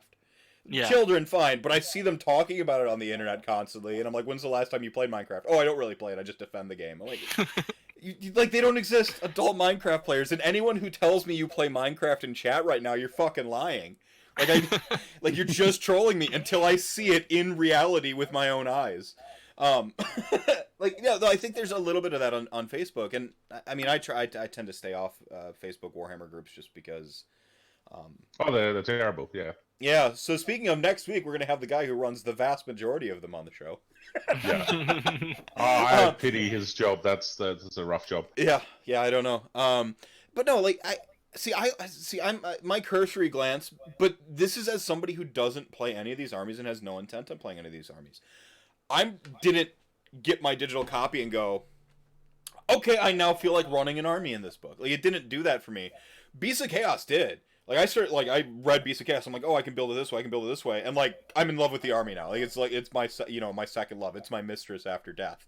There are books out there. IDK for a little while, I was really happy to find out Joe picked them up because it's like I'm vicariously playing them through him. My friend Sam playing Sylvaneth. I'm happy he plays Sylvaneth because I get to vicariously... There are books out there where you're like, I could almost... if I didn't have a 2-army rule, I could almost play that, like you start to get tempted into play it, right, Christian? Yeah.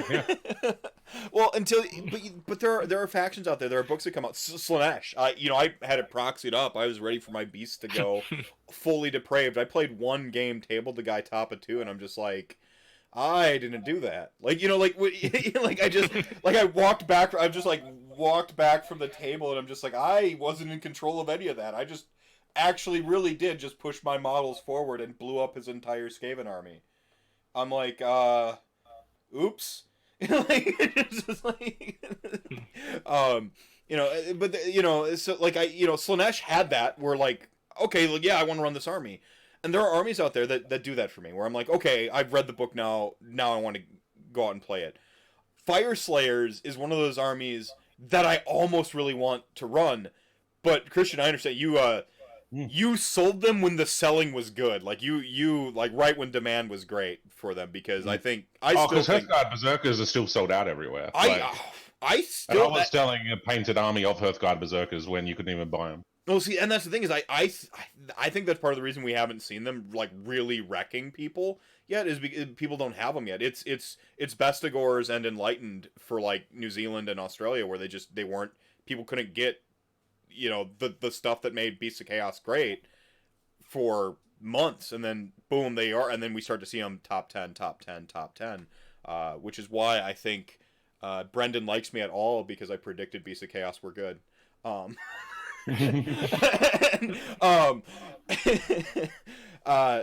no, like there's armies that do that. This book doesn't do that for me, and that's the only gauge I have for whether I think it's like a total success or a resounding success.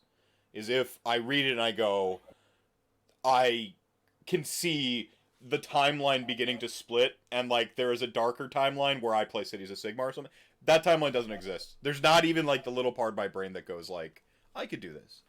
And I think that's unfortunate, because there was a possibility where, the Dark Elf stuff is all really great. Cold One Riders Drake Spawn Knights are like, there's a possibility where like stuff like that existed. I joke about Hallowheart and stuff, but I joke about Hallowheart in the same way like I was talking about Tzeentch and Change Host coming back. I don't have an interest of actually playing the game that way. I just think it's something that you could do. And I think there's going to be a cross-section of human that really wants to do that, and they're going to love this book. When Order Draconis got binned, right? I was like, this is fine, because Order Serpentis still exists. So I'm going to make all of my dragons. They're going to be Dark Elf dragons now. And they'll probably have something just like Order Draconis do. But, after actually playing it, you're like, well, they don't have stacking war attacks like the Dragonhorn used to have. They don't have the double move. They don't have reroll to hit. They've still got the shitty old breath weapon. Mm-hmm. And it's just like everything is slightly worse than the Grand Alliance Order book of 2016. Well, and yeah, and I mean, and that's the worst possible feels bad, is like, do you want to do the thing you were doing before except slightly worse and different? And you're no, I want to keep doing the thing I was doing before. And I think with battalions and stuff, with some of the city's battalions and like you said, your best in slot take, there are people out there who are just like, oh man, I don't get to just play my army and then just slightly better. But it is a proper like fat middle book though. Like there's some viable builds, but I think it is, right, just because it's so big, right? Like there's good shit in here, there's no doubt, and you can play any of it and it works. Yeah. So I think it's definitely gonna be played and gonna be fine. But I think like part of it too is, maybe it's just me, like, to take away most of my favorite kits and then not give me something back, just a stint, if that's what we want to call it now. It just felt like, I don't know. And as well, I feel for the Dark Elf players as well, because like there's the guys that love Charybdis and they think they're like their favorite models and stuff, and Charybdis has got worse. So like these guys that have been waiting for 3 years for their Charybdis to finally get a new War Scroll update, they finally got one and it's worse, and they're like, all right, well, back to the next 3-year timer, and then maybe we like they reset the clock, reset the. But it's battle line, right? So that's cool. You can play 3 of them in their battle line. Yeah, it's like on Warhammer Weekly when Vince is just like, how low does it have to be before it's worth taking? And it's about 60 points is when it's worth taking. The answer is Hobby Bear 100% resoundingly yes. Brice is the hottest get in podcasting right now. That's why I'm having him on twice in within 4 week span or something. But yeah, man. So it was weird that things actually got worse in this book to me, just from 1,000, 1,000-yard point of view type thing, looking at it, going, why would that get worse? Like, some stuff got better. Like, I look at my Yeah. Phoenix Temple, and the biggest thing about my Phoenix Temple was, to run Phoenix Temple, you needed to stack wizards before, right? That was the thing that to make the army, so all your allies went. Now I only have to cast one spell. Suddenly I have all of that 400 points back, so I can start spending it on fun stuff. You know, like Yeah, Shadow and you don't Warriors are a have to fun ally thing I can anything, have. Yeah, too. like I don't. So- Yeah, all this sort of stuff means I get more points back in my army to spend on different types of units that I don't. Well, your Phoenix Guard did get better though. Like your Phoenix Guard, your Phoenix Temple army got better. Like that's a better army. Order Draconis is like just swept under the rug. It's gone. I guess Brice, going forward, what you can play Christian. You can play Phoenix Temple for like 3-6 months until the next hot shit book comes out. Brice, what are your plans with this book then? I mean, we were kind of talking about a narrative thing, but are you going to be building the Cities thing, or are you just going to maintain your existing project and kind of stay the course? Did this move the needle, in other words, for you?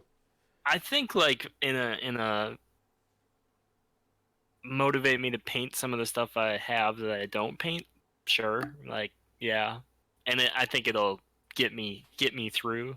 But I was really hoping for something that I could play and be excited about playing, because like I can always be excited about hobbying. Like I can always be excited about doing something, trying to make something cool. But like a lot of my struggle in going to tournaments is the 3 hours I have to play the game, and not because like I have a great time. Like I love the person at the table from me, but like part of it's feeling a connection to what I'm playing and being able to like really like I really get passionate about like challenging someone to a duel. I love to do that, and I like love to have like my general's gonna go and like duel you, and like I just don't have an army that I like love anymore, which is sad, you know. And like I'm not a dark elf guy, but I'm doing it because it'll look cool.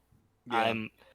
I'm pretty much a high elf guy, and like I like phoenixes, but I don't know, something's missing.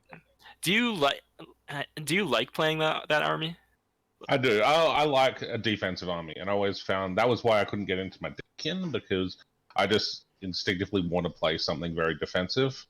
Yeah. But as I've said a couple times, my problem after playing a lot of Phoenix Temple was I found that I wasn't winning my games because I was playing like making good tactical decisions. I was winning my games because people didn't have the tools in their list to deal with my armor. And then it was like I felt like I won the game at list building, not at actual general. Yeah, and part of it is it's like a 3-unit army, I think too, where there's some homogeny to it. Yeah, playing 90 Phoenix Guard is that's cool. They look really cool on the table, and Phoenixes are my favorite model. So I like to put it down, but I like to do different stuff. You want some points of visual interest throughout. Like I'm. OCR Bone Reapers, I'm hoping the best way to run them is Neapolitan, right? Like as you take a unit of the dudes with shields, you take a unit of the guys with the swords, you take a unit of your infantry, you take a couple units of the cavalry, and you just kind of go through and you pick all the cool stuff, right? If it comes out and it's eels again, the best way to run it is Cavalos Death Riders and just 18 of them, or whatever. If it's they're the units of 5, like just 40 of them. There's going to be that small part of me that's, like, super happy because fucking cavalry's great. But I'm also going to be, like, looking at all of the other models. I already know Games Workshop just has a blank check sitting there with my name, and I just have to fucking sign in the dollar amount when that army comes out. But, so I'm just going to have all of that stuff just sitting on my shelf. It's never going to hit the table, and I'm just going to, like, uh-oh. Like, you're going to have that disconnect. Speaking of an army you love, I loved Bone Zone version 1.0, 80 skeletons, Nagash, 10 Black Knights, my old list. When that died, I felt like I lost like a part of my soul. And for the last like 3 or 4 tournaments, I've felt completely disconnected from them. Not from the people, we had a great conversation at NashCon, Midwest Meltdown. I really connected with a lot of people, and to where I finally figured out who the person is online and who they are in person, to where I felt familiar enough walking up and introducing myself in person for the first time in like a year, right? so like all that stuff was good, but then like I'm playing the I was playing that weird mutant version of Legion of Nagash, and I'm like, this isn't my army, and like I just I don't. Isn't that just because you bailed on your agreement with Kyle to take 16 more guys? Maybe that's what it was. Yeah, yeah, I think that's what it was. It sucked. But not... that's good for Kyle, because imagine if you got the reputation of being the Morghast guy after that. Catacross is Besticross. I'm sorry, what was that? What did you say? I got the reputation? Oh, yeah, if like everyone was like, oh, Andrew, the Morghast guy. No, see, I don't want that. I don't want that. And see, that's the thing, is like he thought it would have been cool until he loses his title as the Morghast guy, and then he's like sad. So he's like the Morghast Archon guy, right? And like he would have been sad to like have that removed from his identity in the long run, I think. So it's probably for the best. No, and then yeah, I mean, I've loved my Death March army. I think it's really cool. I found a neat combo, and I like when I find combos. So my Death March list has been like a nice little. It's been a stopgap for me though. While I hope that OCR Bone Reapers have that spark again that my original Nagash list had. And I guess that's kind of a sad state of affairs when it comes to Age of Sigmar. Is your favorite list existed or will exist at some point in time, and you're only ever going to have that time period with it before it changes. And so you got to embrace the change, obviously, or you got to embrace the change. You got to embrace your friends. The community aspect of it really keeps you, I think, engaged even when you kind of disconnect a little bit from the army you're playing. If you love winning, it's probably easy for you. You just build the thing that wins, and you feel that connection again because you feel that connection to winning. But for those of us who look for a little bit more out of this game, whose identity does go into their army, right? Like I associate, I'm a death player. I will always be a death player. Yeah, I take a little vacation to Chaos Town every now and then, but like that's part of my identity. And if death just rotates all the way to the bottom, we've seen a lot of favor in the last year. A lot of favor. If we become the destruction, what destruction had been for like the last year and year and a half, 2 years, ever since they were punished for their shenanigans in GHB 2016 or whatever. Like, I'm just going to be sitting there playing death, in the basement because that's where my identity is. And I'm, like if I can't win with death, is it really winning? Like, yeah. So, that was with the Slaanesh thing. Like, I pushed the models across the table and I went, I didn't do that. Like, that had nothing to do with kind of like what you were talking about with like people didn't have the tools to deal with your Phoenix Temple. It felt like that when I played Slaanesh. I was just like, cool. That's awesome. When you do it with Bestigors, it feels like you're the underdog. When you run them across the table in Beasts of Chaos, and you're like, this is either going to work or it's not. And then you play deployment chess, and like, so you feel like you made decisions at deployment to set up your victory. You summon on a Chimera on their back lines, and you watch them have to make the two bad decisions. But you're like, I summoned that Chimera. I thought it was interesting with my experience of being the Phoenix guy, how we went from at the start of the experience, everyone was so happy to play against Phoenix Temple, and then they just got less and less happy as the boogeyman reputation went up. Yeah. Yeah. Like, people were just like, oh my god, elves, I haven't seen these in 2 years, what do they do? I get that all the time, and people, before, I think Chris Tomlin started playing Phoenixes in the UK, it was like, oh, cool, High Elves, I love High Elves, and I was like, yeah, so do I. And then I was like, oh, cool, another Frostheart Phoenix guy. Like, yep. What do you mean? I love this model. Yeah. But I don't know. Yeah. So this actually segues into the hidden topic for the night, which is perspective, right? Like, how do you keep perspective when a tome doesn't live up to your expectations on Age of Sigmar? Do you have any cheat codes? Cry at night. Do you have any? Yeah. Well, I still like to. I'm not a very good theory crafter. I will have stupid ideas for lists, but I don't think I'm the sort of person that can have an idea in my head of accurately how well it'll perform on the table from the theory crafter list. I need to actually play it to see. So that was something like when the Deep King came out. I built the Thrall list and actually played the Thrall list because I wanted to see if it was a thing. And it turned out it wasn't a thing, and painting that many thralls was a lot of effort for a thing that wasn't very good. But at least that's how I tried it. And I do think there are lists in this that I do want to try. I'm not sure if they're the best lists, but I do want to try them. So that's sort of my goal, is I pick an event and I pick a list. So yeah, like I'll try the Wild Rider list. I'll try, a Sisters of the Watch list. I'll try a bunch of. Yeah, so sticking with it, well, maybe a little bit, not going doom and gloom and just like checking out. Me and my 80 Reavers feel that. But you knew at the time you were betting in future stocks. Like you thought I was wrong too. I thought that the points on all the Namardi stuff was going down. And if it went down, then we're in Buyville, but they did not go down nearly enough. So you're in Sellville now. Yeah. So he bought 80 Reavers. I bought 70 Shadow Warriors. Who invested right? Yeah. Hey, someone won the stock market this week or this quarter. That was you. And then Brice invested in 200 Swordmasters. So. Yeah, but I got those, to be fair, I got those for like $1 a piece. Yeah. Like, people are like, do you want these Swordmasters? I'll never paint them. Yeah, I'll take them. How much? $5? Yeah, keep them coming. You just get free stuff. We're at DashCon and some guy's just like, here's 1,000 points of Wood Elves. And I was like, love you, Stu. What happened to my Wood Elves? Yeah, well, see, this is the power of being an elf, like of being one of the elf bros, right? Of being one of the elf affiliates.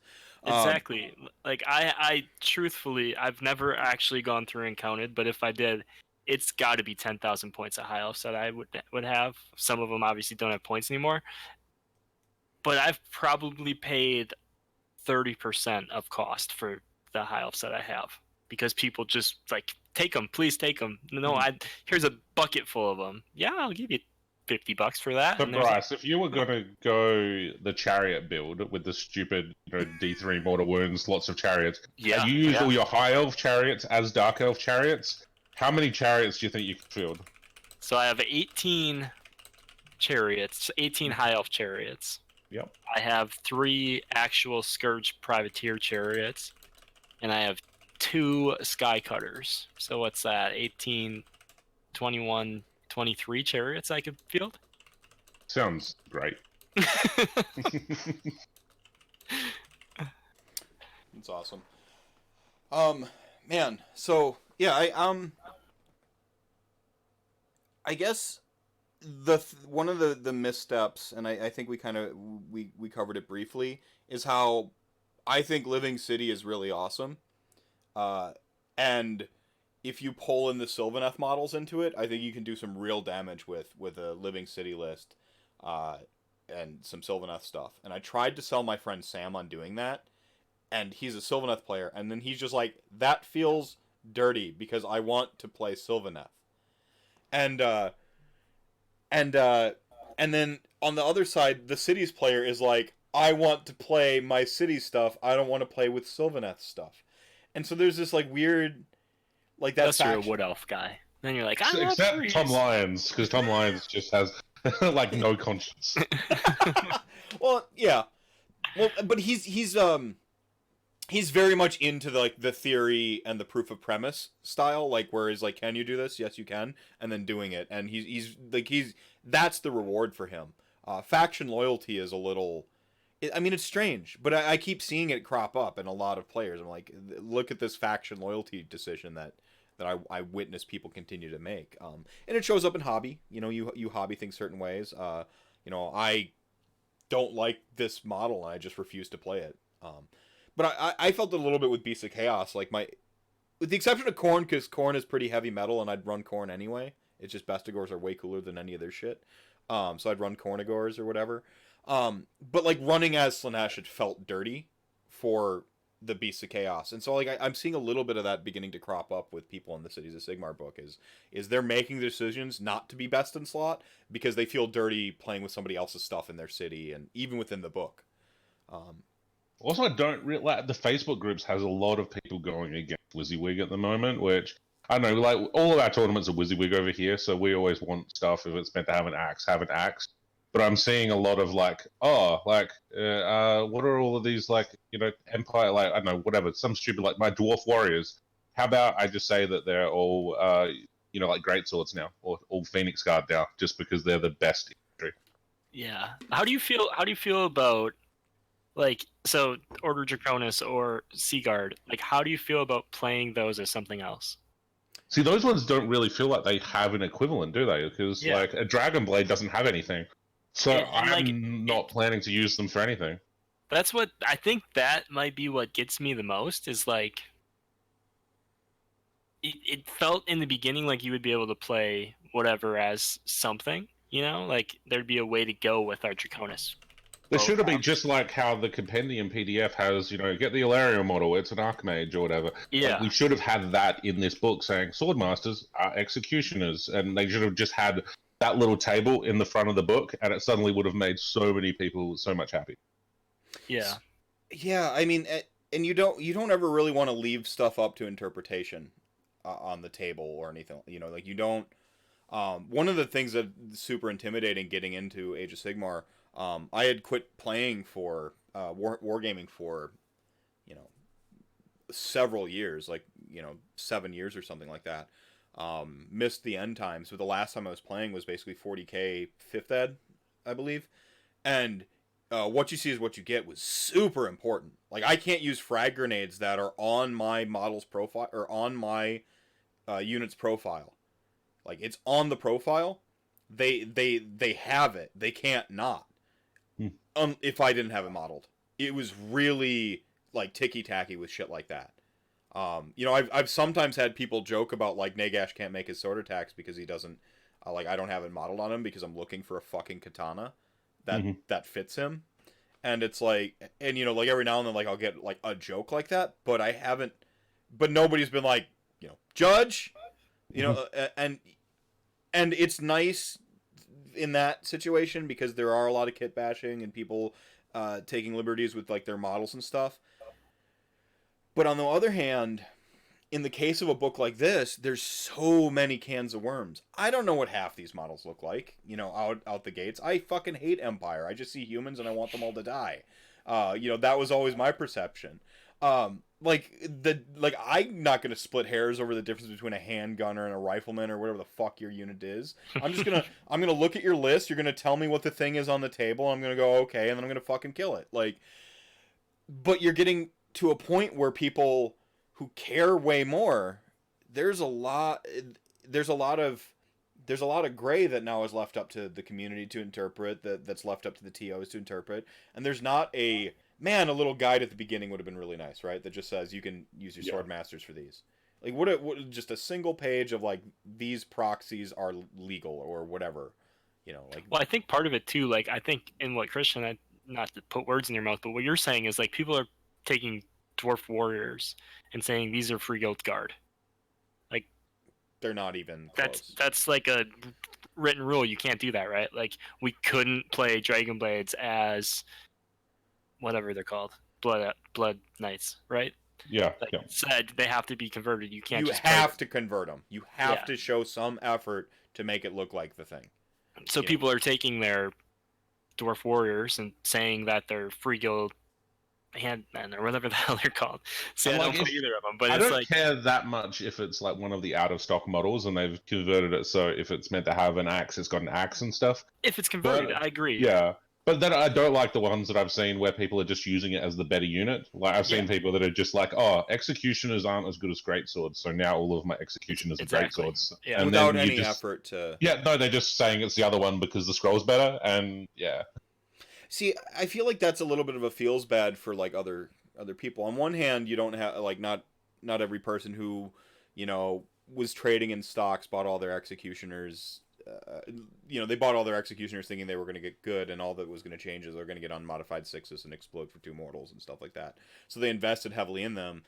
They're actually worse than great sorters. So like, nope, they're great sorters now. And so it's like, okay, cool, you saved money, but on the other hand, like at least show me the effort on the model that you're not just like taking the best in slot, right? Yeah, I mean, even if it's like a simple conversion. It's still an attempt at a conversion. Like At all. I don't care about that at all. Yeah, Like like, I'm not even gonna- if it's just you cut the sword off and glued it on, sure, that's fine. But Yeah, switch the to sword. say this is where it's like you just. I feel like that's gonna happen a lot with this, and it's gonna get Cheapen dicey it. and weird. It's gonna Yeah. cheapen it a little bit. It's gonna, yeah. I mean, you want to avoid necrolepsy. I think in general, like I try to be a little bit more of an ambassador, and I don't want to like gatekeep anybody here. I don't mean here. I mean in general in the hobby. And you're not talking about hobby snobbery. Like this isn't like, ugh, No. you didn't convert your thing, you know, like, and that's not what they're talking about, chat or the dear listener at home. That's not what they're saying. It's really this super shortcut, you know, no fucks given.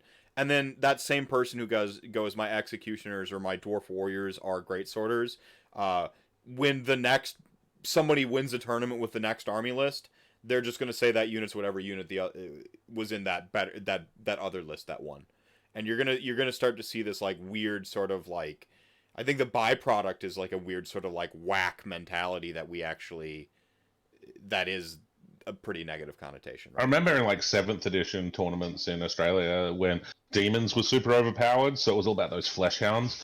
But flesh hounds were metal at the time, and Australia, of course, everything costs 20 times as much as it does everywhere else in the world.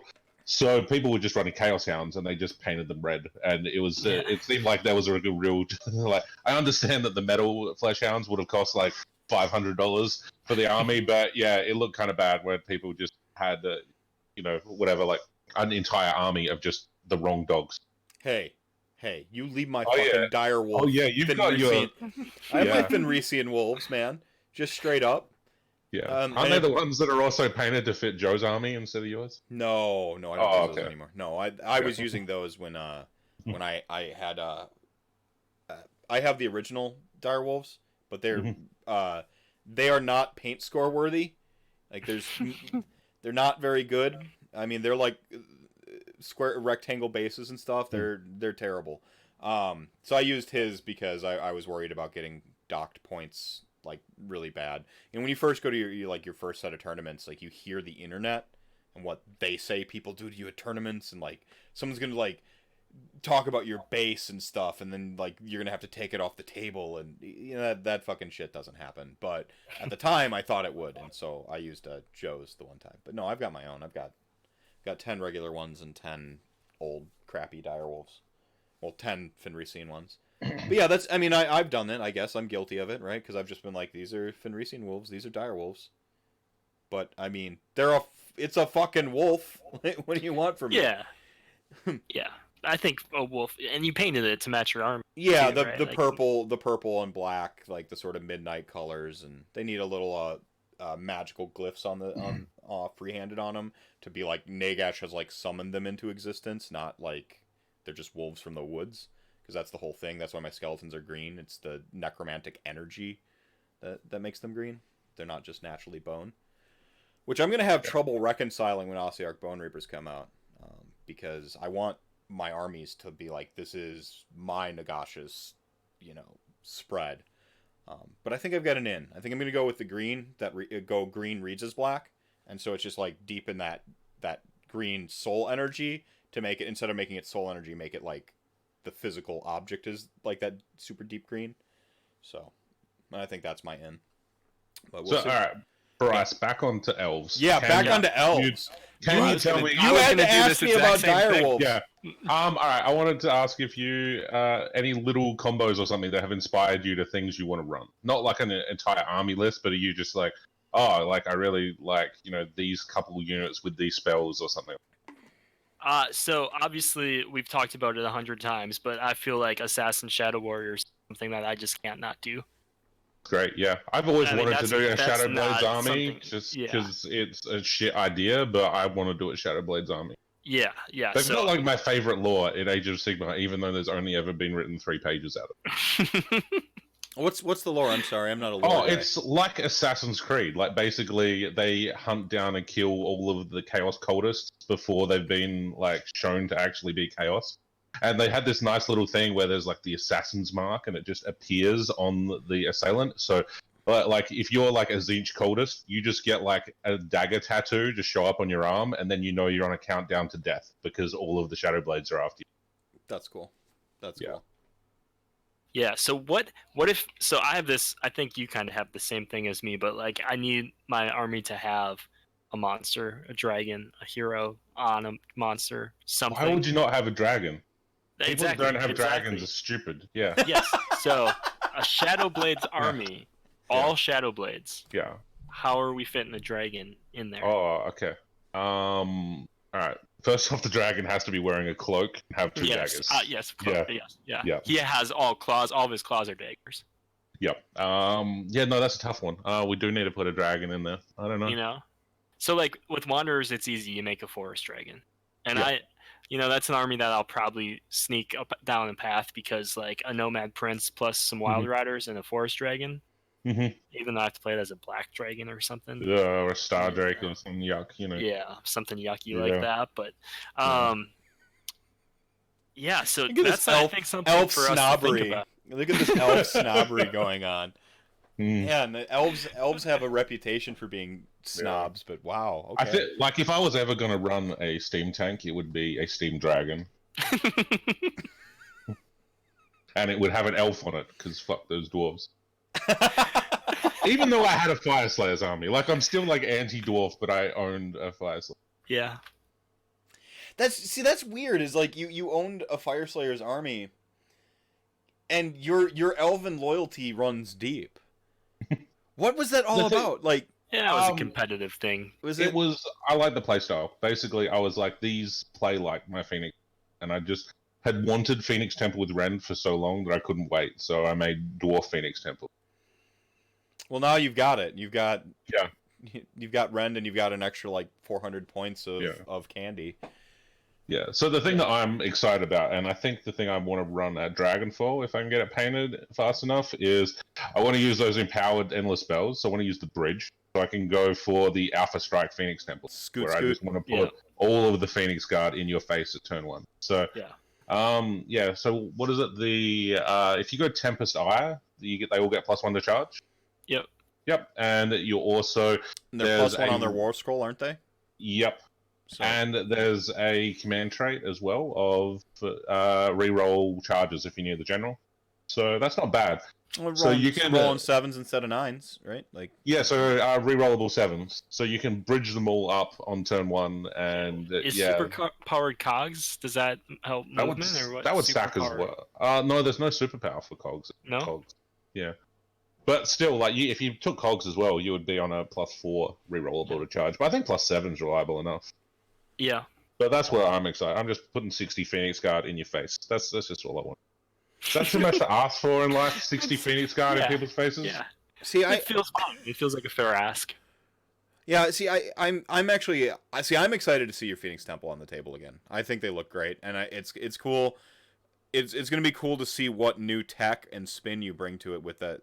Now that you're not having to run like with Sisters of the Thorn or whatever, and hey, I don't want to spoil. It's just going to be Shadow Warriors. I don't want to spoil any secrets, but do you want to share the Phoenix Living City that we talked about? Oh no, I found out I couldn't do that one. That one's shit. Oh, because you probably can't have the artifact because you can't pick the. No, you can have the art. All right, so you know how you can move after shooting, right? I was going to use the artifact to give the Flame Phoenix a shooting attack, so that way it could move, command point and move again, so you could double fly over units to get 10 mortal wounds. And I really wanted to do that. But it's only a missile attack, and this is an ability in the shooting phase, not a ranged weapon, so it doesn't actually work. Bummer, man. Yeah. Bummer. Yeah. There's just things that they won't let me do, like that whole, no one would ever let me put the assassin in the endless spell. You know what? I think I just had a revelation. What the biggest problem is? They should have made Unmounted Phoenix battle line. Yeah. And remove the behemoth restriction so I could play 7, 8 Phoenixes all at one time. That would have been great.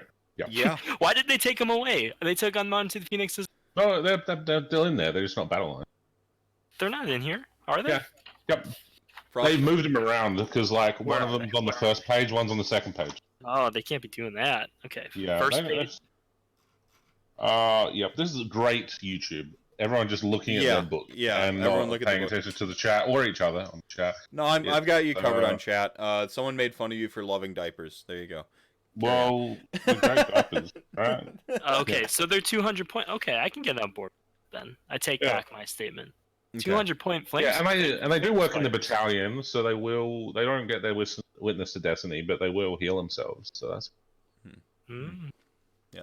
And Witness to Destiny is that's the comeback one, right? Or they get that's back the up. 4-up. That's the 4-up DPR. Yeah. Okay. Okay. Man, wow. All right. Well, how about this? Okay, so this was a little bit more down than you may have expected, but Christian, you can write 3. You don't have to give the whole war score, but you get 3 ideas that you would like to see in the High Elf book that's coming. See, I think this is great. Yeah. This is great. So, what are your 3? 1 hero, 1 battle line, and 1 anything. Oh. Okay, so we're in speculation mode, just completely... And not even that, like, you think this is what it's going to be, but, like, if you were the writer... Literal wish list it, this is what it would be. Yeah. Okay. Because Games Workshop listens to this show, Ben Johnson. He loves it. He's taking notes. Yeah. Yeah. He wants to be on this show one day. I think he liked in like 1,000 tweets over the last year. I think he liked one of them once that I responded to like one of his things. So like I'm a big deal. Yeah. Okay. So I'm thinking for my battle line unit, because this is something I don't think is super common, but you know, you guys both like D&D, right? And you know D&D memes of different character archetypes and stuff. Yeah. One of the ones they call is the flip mage. How you go a mage, but you put everything into dexterity, and you're just an acrobatics fool, and you're doing flips and stuff while you're doing that. And that's the kind of thing that I would love to see in mages. So if there was like a battle line unit of just like acrobats throwing fire, and there was just like cool fire effects like on their hands and feet, like, sort of like, you know, they're like Street Fighter characters with their flame kicks and they're shooting ice balls out of their hands and shit. Well, they're all dynamic. Like, I would love to see something like that. Oh yeah, you could totally do it though. Like, because the lore master, it has the backstory of being the wizard who's also a martial adept. Yeah. Just take away the sword and like just mitts. There you go. So flip wizard battle line. Yep. I'd love to see something like that. And I don't know, a hero. I just want to see. No, you can't say it. Doesn't count. No, what? You can't say Tyrion and Teclis. It doesn't count. Oh no, I don't want that. Okay. I just want a really big monster ones. You want just the biggest feathers and claws and just beaks and all. I want everything. So if that book comes and it's super light, you know, super bright, heavenly high elves, and there's no dragon, how does that feel? Fine. I need a monster. So, if I may, I'm hoping that they don't do just like straight take old fantasy stuff. I would love to see like a celestial dragon with like fucking angel wings, just like something over the top. You know, like a feather dragon. That's something we don't really have in AOS. Just go over the top with it. They have new technology. The models look better and better with every new like launch. You know, thralls are still some of the most dynamic models I've seen. The turtle looks awesome. It's like kind of weird. Like I would love to see something awesome and kind of weird in that. They've got to have a big monster. They've got to have some badass. If there isn't, I'm definitely having one in mind because I will convert it and make sure there is a big monster. Yeah. Right. Like when I was considering running Daughters of Cain last year, I was like, I hate these stupid cauldrons. These wheels on staircases look stupid. And I would have just ended up converting them all to be on the backs of hydras, so they were just hydra shrines. Mm-hmm. Yeah. So what was the other one? Any unit, whether it's Cav or it's... Oh, yeah, I think I did Cav. I think I still want my chocobos. Like, people call the Stormcast ones chocobos, but I want my real chocobos. Yeah. I want my real birds. Yeah. Yeah. Okay. Proper birds, like actual, like two-legged, giant, like, Yep. Yeah, right. I want Phoenix chocobos. I want ones that are on fire. Wow. Yeah. Wow. That is That is something special there. Yeah. So that's actually cool. You know, the one. So Brice, you got to answer your own question now. What are your three? Well, okay. I want I want something super unique, like Deepkin level. Like no one would have guessed that was the army that was coming. So I want like something that's just crazy. First of all, it's got to be something high elfy, sure, but like super unique, which obviously is their avenue and what they try to do. But something that just you see it and you're like, what on earth is this? Where has this been my whole life? But I want like archers that have like bows made of light energy or something, then like just like an elite battle line archer unit. Okay. Give me my shooting type of army. All right.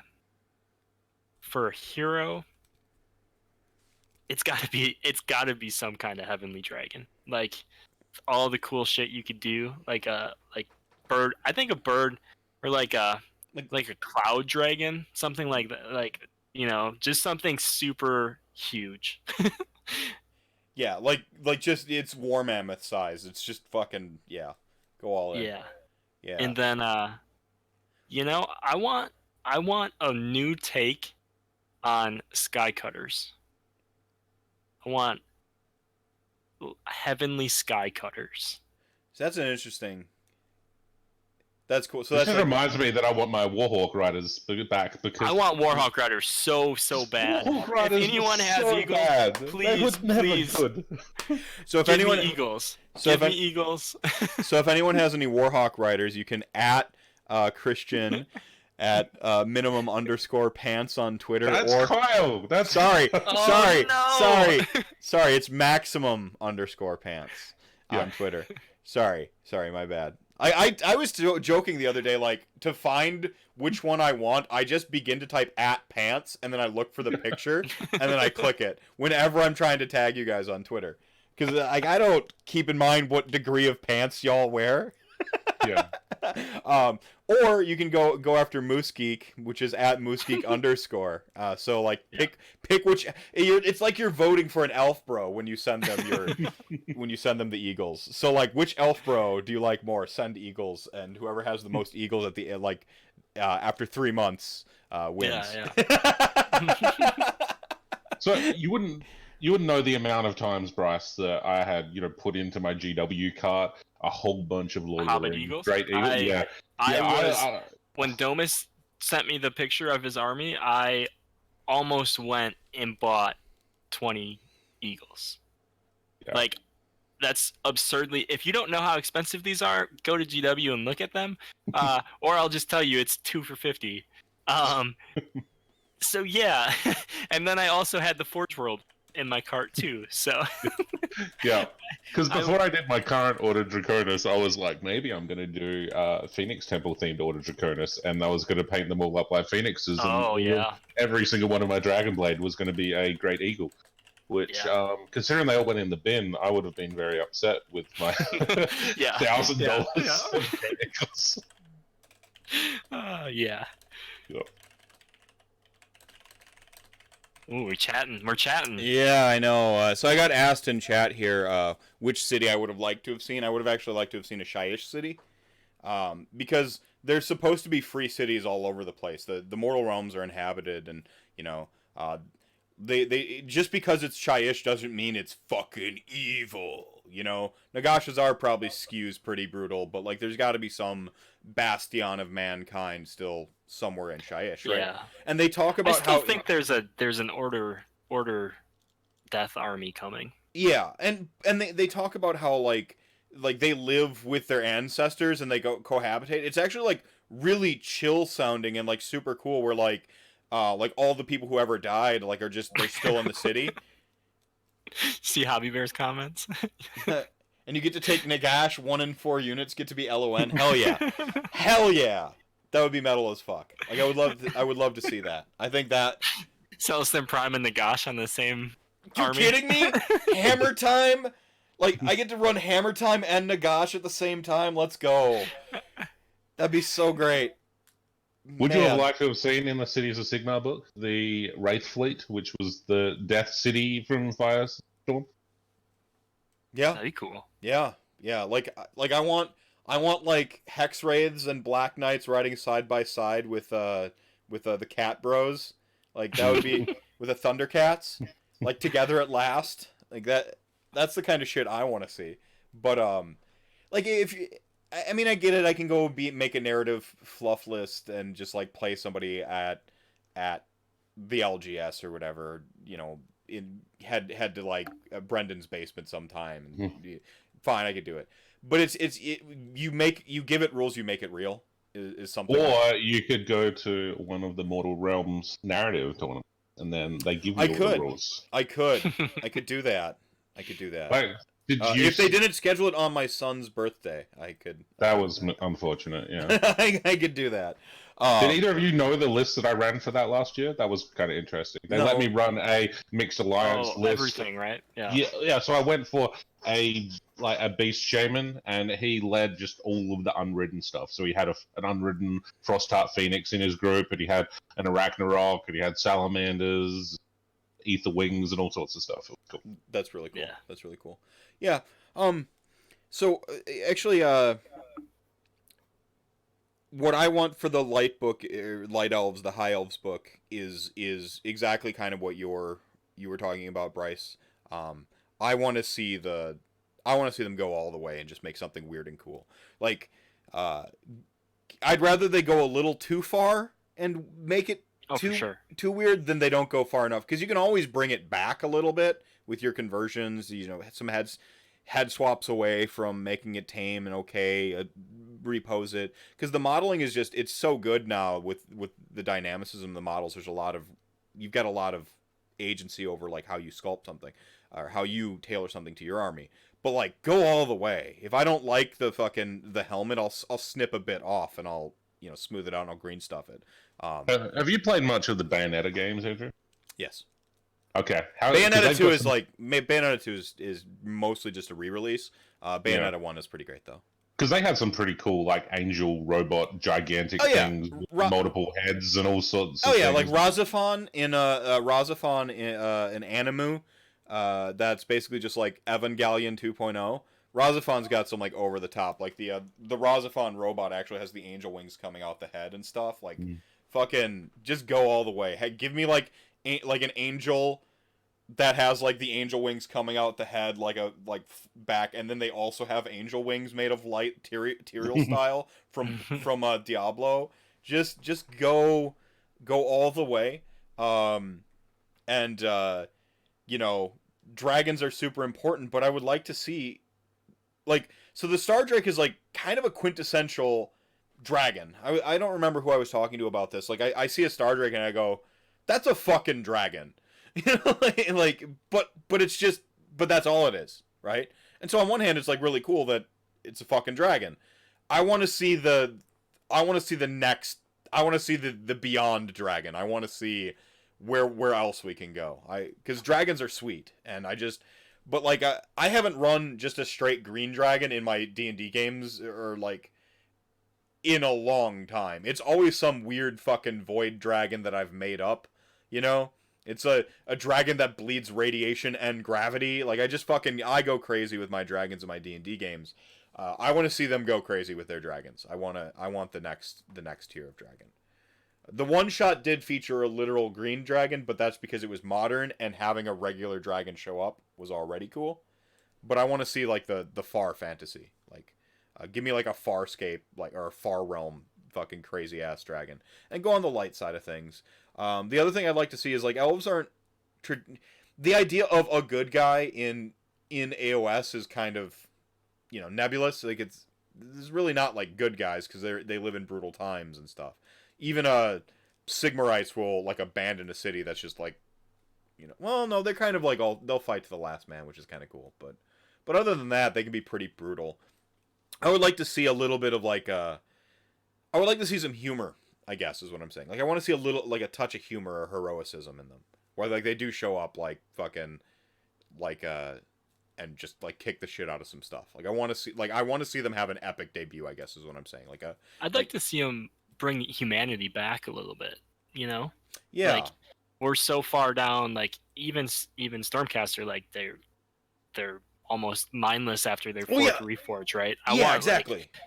We're bringing back humanity. Like, Yeah, some we're enlightenment and some... reestablishing society, and it's not just these 5 cities. It's we're bringing light back to the lands. Yeah, that's a better way of saying it. Like, I want to see that spark, that, like, I would like to see that, just so that there's a little bit of a good guy-y thing in there, in the mythical sense, in, you know, classic mythology. You know, the good guys, you know, they were flawed, but that's fine. But I would still like to see that, like, sort of classical heroism show up, because that actually sets them up for when they do Dark Elves to go weirder still, if they do something like that, right? They can be enigmatic and dynamic and weird. And they've got to be different from Morathi as well. So, like, you got to have the sides of the spectrum so that when you release the Dark Elves down the line, that you leave yourself wiggle room between the spectrum of, like, Morathi on one side and you know, the High Elves on these new High Elves on the other side. So that's just a little food for thought, I suppose. Any final points you want to leave with our listeners? Any wrap? We're wrapping up here. Any final lasting thought you want to leave with people? While we were talking about light elf speculation, dark elf speculation, you got any opinions on these Kurnothi going on in Underworlds, and what do we think Kurnoth's coming back? Do we think that Sylvaneth are getting anything, or is that just in 5 years? Yeah. Maybe way down the line. I don't think it's on, like, the... You know, if you think of it like the way Marvel movies have their, like, phase 1, phase 2, phase 3, like, I kind of consider, like... I consider AOS 2.0, like, the culmination of phase 1. Like, we have executed phase 1, and now we're in, like, kind of phase 2 of bringing everybody up to speed and getting all the tomes out and having kind of this flood of releases. Like, I don't think that's phase 2 territory. Kurnothi. Like, it's not phase 2. Like, it maybe 3 or 4, but that puts you out, like, 5 years or so. Like, I don't... I think that Shadespire 2 or what Underworld gives them a kind of a platform to test, for lack of a better term, test something. Like, to put these models that someone designed and has a concept for an army, and they put it out to see how people take to it, and then develop it over the next 5, however many years it takes to flesh out a whole army. I mean, like, you look at the War Queen, right? She came out, or that warband was the first one, right? Yeah. I think. And the Dark Oath War Queen, yeah. So why didn't people get excited enough about those Grot Scuttlings from Silver Tower? You did. You bought a lot of them. I did buy a lot. And now I gave them all to Alice Gonzalez, so now he has a lot of those. Yeah. Mm-hmm. Well, and that's the thing is, like, it's possible that Warcry and Beastgrave or Shadespire are their own things, though. Like, I know that's a fucking crazy take nobody wants to consider, but it's possible that some of that stuff just kind of does live there, and it doesn't fully jump over.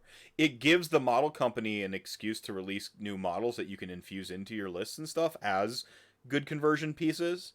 You know, I have Shadespire skeletons in my blocks of 40 skeletons as just points of visual interest. I actually have my my Goshrak is coming. Sam and I, Sylvaneth friend, he went in on it with me, and so he's going to be... That's coming my way, and I get to actually run him in Beasts of Chaos. So my next iteration of Beasts of Chaos runs him, and his retinue or whatever. But, like, they already exist in Age of Sigmar, unlike Kurnothi. So that's not, I guess, the best gauge. I would be shocked if they don't have an army at some point. I feel like for something like that, it's like a gateway, right? Like, you want to sell those kind of games, appeal to outsiders or people who don't play fantasy games. They like games like Magic, or I've never played it, so I don't really know what to reference it to. But it's like a one-off game that you can pick up and get sold on the idea of the hobby. And if you're doing that and there's nowhere to go with that warband, you've just soured the taste for someone, and they're never coming to the hobby. So I would be shocked if they don't work in more of it, especially if it is something that's popular. But I think it's down the line. I don't think it's like, oh, we'll see it in the summer. Yeah, I feel like they've got a pretty robust release schedule already. They've got to have their yearly corn and Stormcast. Yeah, I mean, we said that High Elves are next. I wouldn't be surprised if a new chamber is open before High Elves come out. I haven't. He said, "Wait, right? We're gonna hold your perfect elves for when we need them," and he's gonna open another chamber, and then Tyrion's gonna be like, "You're a fucking idiot. We're going." And so Yeah, I mean, we might see another chamber. That's pretty logical. I guess have Stormcast sales cooled? Have we They got? just released a new one today at PAX in Australia. I've been, like I said, internet blackout the last couple days. Mm. Have they? Man, see that's like I'd have to like check the numbers. I don't feel like Stormcast hype is like receded enough to release a new chamber. Maybe it has. it didn't when they did the last two, right? Like Yeah, I don't know. Like again, I'm fine with them doing their yearly Stormcast stuff. I almost don't even care at this point. But I feel like we can really more than ever cool off on that because people don't need. I think the community's moved past having that like vanilla army to get into the game with because there's so many other avenues to get into the game now. Because Warcry, Shadespire, like people are jumping in on cities. Cities is a great way to get into the game from wherever you're at. You know, like finding some old models on the shelf that you started to collect, and now you can start fielding a full cities army. There's a lot of jump off points into Age of Sigmar right now. I don't think it's just on Stormcast to sell it anymore, and so maybe we don't see an open chamber. Maybe we do get our Logic Elves sooner rather than later. They've got to come up during the Slaanesh arc, right? Like they've got to. If they don't, it's kind of a missed opportunity.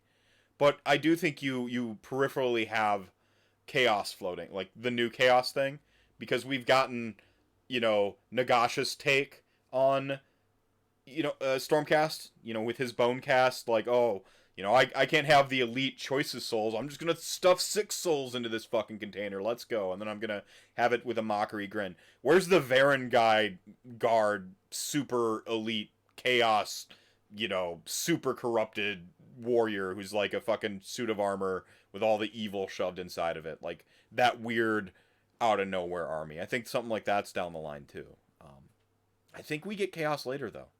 I think they're gonna finish the big 4 before we see whatever the new AOSified Chaos Army is. Because I do think you're gonna see the new, like, Ideneth Deepkin equivalent of, each major Grand Alliance is gonna get one of them, right? So we're gonna. I figure that Chaos kind of got that in the end time because so many of the things that we consider Chaos now, like all the Scryer stuff, like that was really out of place at end times. The same for like Blight Kings and stuff that we consider super old models. They were all end time stuff, and that was like pushing it towards AOS. Yeah, and IJ is actually like those are all new sculpts too. Like that's all new as well. So like the Destruction kind of has their new stuff.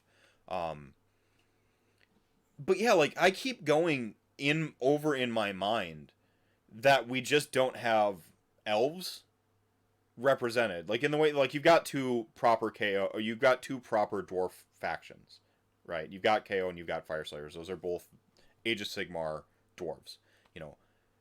Do we count Daughters of Cain? Because most elf players, like Daughters of Cain are Daughters of Cain, and also those are old sculpts too, right? Well, I think it's more like elf players are very divided. It's like it's not saying elves is a very broad statement. It's like saying humans, right? Sure. Like you have your preference in humans, right? Like whether Like Empire players aren't satisfied because there's a Chaos Warband with some barbarians in it. Exactly, and like a high elf and a dark elf, they're as different gets. So to say, oh, people who like high elves, you should be happy. You got Daughters and Deepkin, 2 things that go against everything that you likely love about your army. These soul-eating fish people and these blood-drinking crazy women.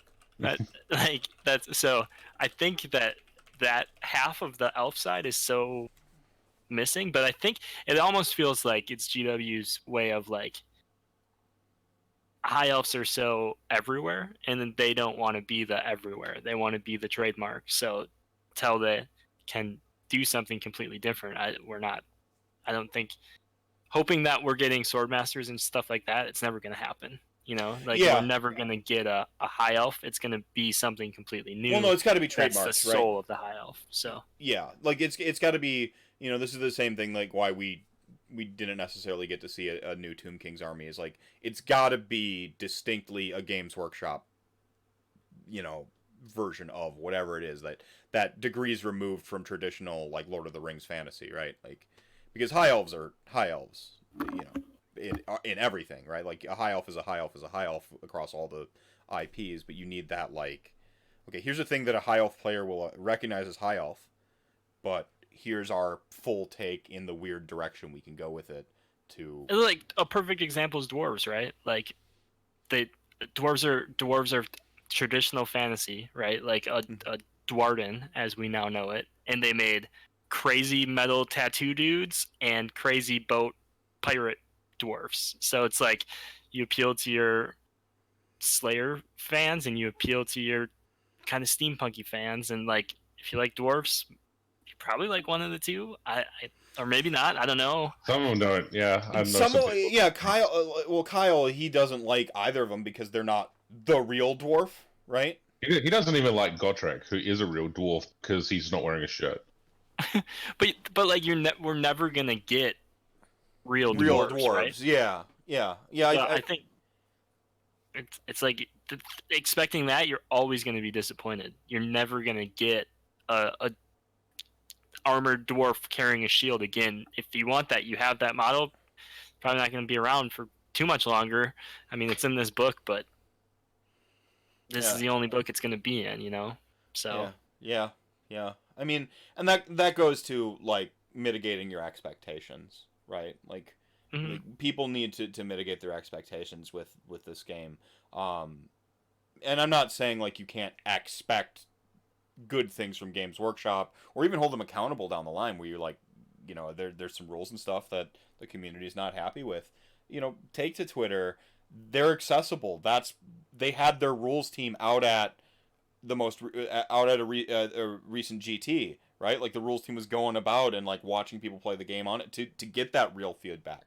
That's a good thing, by all means. But you got to temper your personal expectations because you don't just want to be disappointed the entire time you're playing this game. And go ahead. And I think the most important thing with that too is like you can't expect, and I don't think that either of us are guilty of this. Like you can't expect that the models that we have behind us are the models we're going to play, right? Like you can't think, oh, I have this 2,000 point high elf army, I want to play it for the next 85 years. You have to know that it's a business. It's not a personal company that writes rules for you so you can buy one thing and then not support their business. Like you're going to have to reinvest in new things. So understanding that and knowing that it's going to be a different thing, but if you can't accept the change, you're not going to be happy. But I think with the exception of specifically Tomb Kings, because I really think the expectations were mismanaged with Bone Reapers.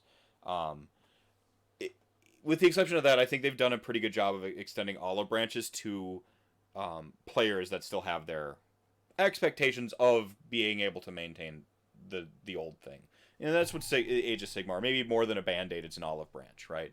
It's here, play with your old stuff a little bit longer, right? Play with your old stuff a little bit longer with the newer take on rules, unmodified sixes, the newer language. You play really well with endless spells, that's a new concept. Like, play your old stuff a little bit longer, but like, please keep in mind, we just reaped, we had the culling, we just reaped a bunch of old models. They're not going to be around forever, so you need to have an exit strategy, right? Like, you got to have an eye toward the future with whatever army you're building, kind of at all times. That's it. That's where, like, I think, putting your personality on your army is such a big, important part of like staying engaged with the game and with your army and whatever you end up on is as long as you're always kind of finding ways to like put your self identity and your how you identify into your army, whatever. There's always going to be a death faction, right? Like I'm always going to get to play death in some form, even if Nagash is on the shelf for the next 10 years. I'll like Sarah McLachlan will start playing in the background. I'll like look over at him. I will remember you, like, and I'll just be sad and stuff. But like I'm still gonna play death, right? Like I will always have those memories for like the year I got into Age of Sigmar. Nagash was also the hot shit, and I made all these friends, and like that never goes away. You don't lose your good memories because the game changes. Like you don't lose the enjoyment that you had. Like it takes something pretty egregious has to happen to retroactively go back in time and just snatch all of the happiness you had playing High Elves for like 27 years. Something really fucking. And if that happened, you maybe need to not play Age of Sigmar. You need to find something else that makes you happy, right? Like, but I've found that the community is a big part of like, they keep me happy when there's other things I'm not happy about. GHB came out and I was a wreck for like one solid month, trying to figure out where to take my army next, what to do with it, and like. That's not as bad as, like, the perennial High Elf player or the Tomb King player who got it way worse. Or even Beastclaw Raiders. I look over at Joe and I'm just like, dude, another full calendar year of just losing with your army? Are you sure you can handle that? Like, I couldn't. Like, at some point, I've forgotten what it feels like to win a game. I'm like, I'm not going to stick with playing that army anymore. But yeah, like, the community and carving out those pieces and stuff. But again, you got to keep an eye to the future, right? You got to understand and have a realistic expectation that the game is going to change and it's going to keep moving forward. New sculpts are great. We love getting new sculpts, and you fucking hope that you get the luck of the draw and some new sculpts come out that are your jam, right? IDK, great new sculpts, not my jam. I'm not a fish elf guy. I think they look great, objectively speaking. Same thing with Gloomspite Gits. I compliment them constantly on my stream. I think they look stunning. If anyone like in the chat or whatever hasn't painted any of those Rockgut trolls, they are amazing to paint. They're like one of the most fun things I've ever painted. Yeah, there's a Rockgut troll giveaway going on. Like, don't even build an army. Just paint the trolls, because you'll be so happy just painting trolls. Yeah, I like Frank's take here. I wish IDK turned up the Atlantis just a little bit more, like the Dark Atlantis a little bit more. Could have been cool. Yeah.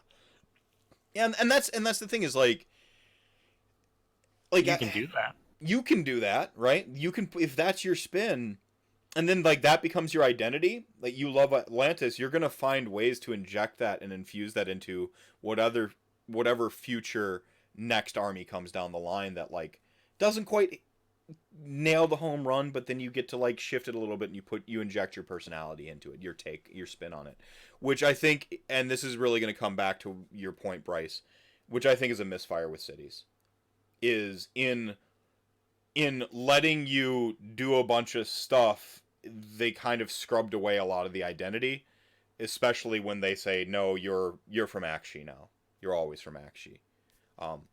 I'm kind of stunned they didn't do a build your own city style thing, that would also have set them up pretty nicely to when they redo KO for KO's like constitutions, where you're kind of picking and choosing your battle traits. They would have been able to be like, okay, these are the traits you always get for being a cities thing, and then like here's a choose your own list of battle traits, and like you actually got to go through and sift through and kind of build your own thing, and therefore sculpt your own identity with the army. And I think that was a little bit of a misfire. Again, I'm not a cities player. None of these armies. I guess I had the Dark Elf book, and I had a couple like boxes of Cold One Riders, and I was really obsessed with Malice Darkblade for a while. We all were. But yeah, like it just.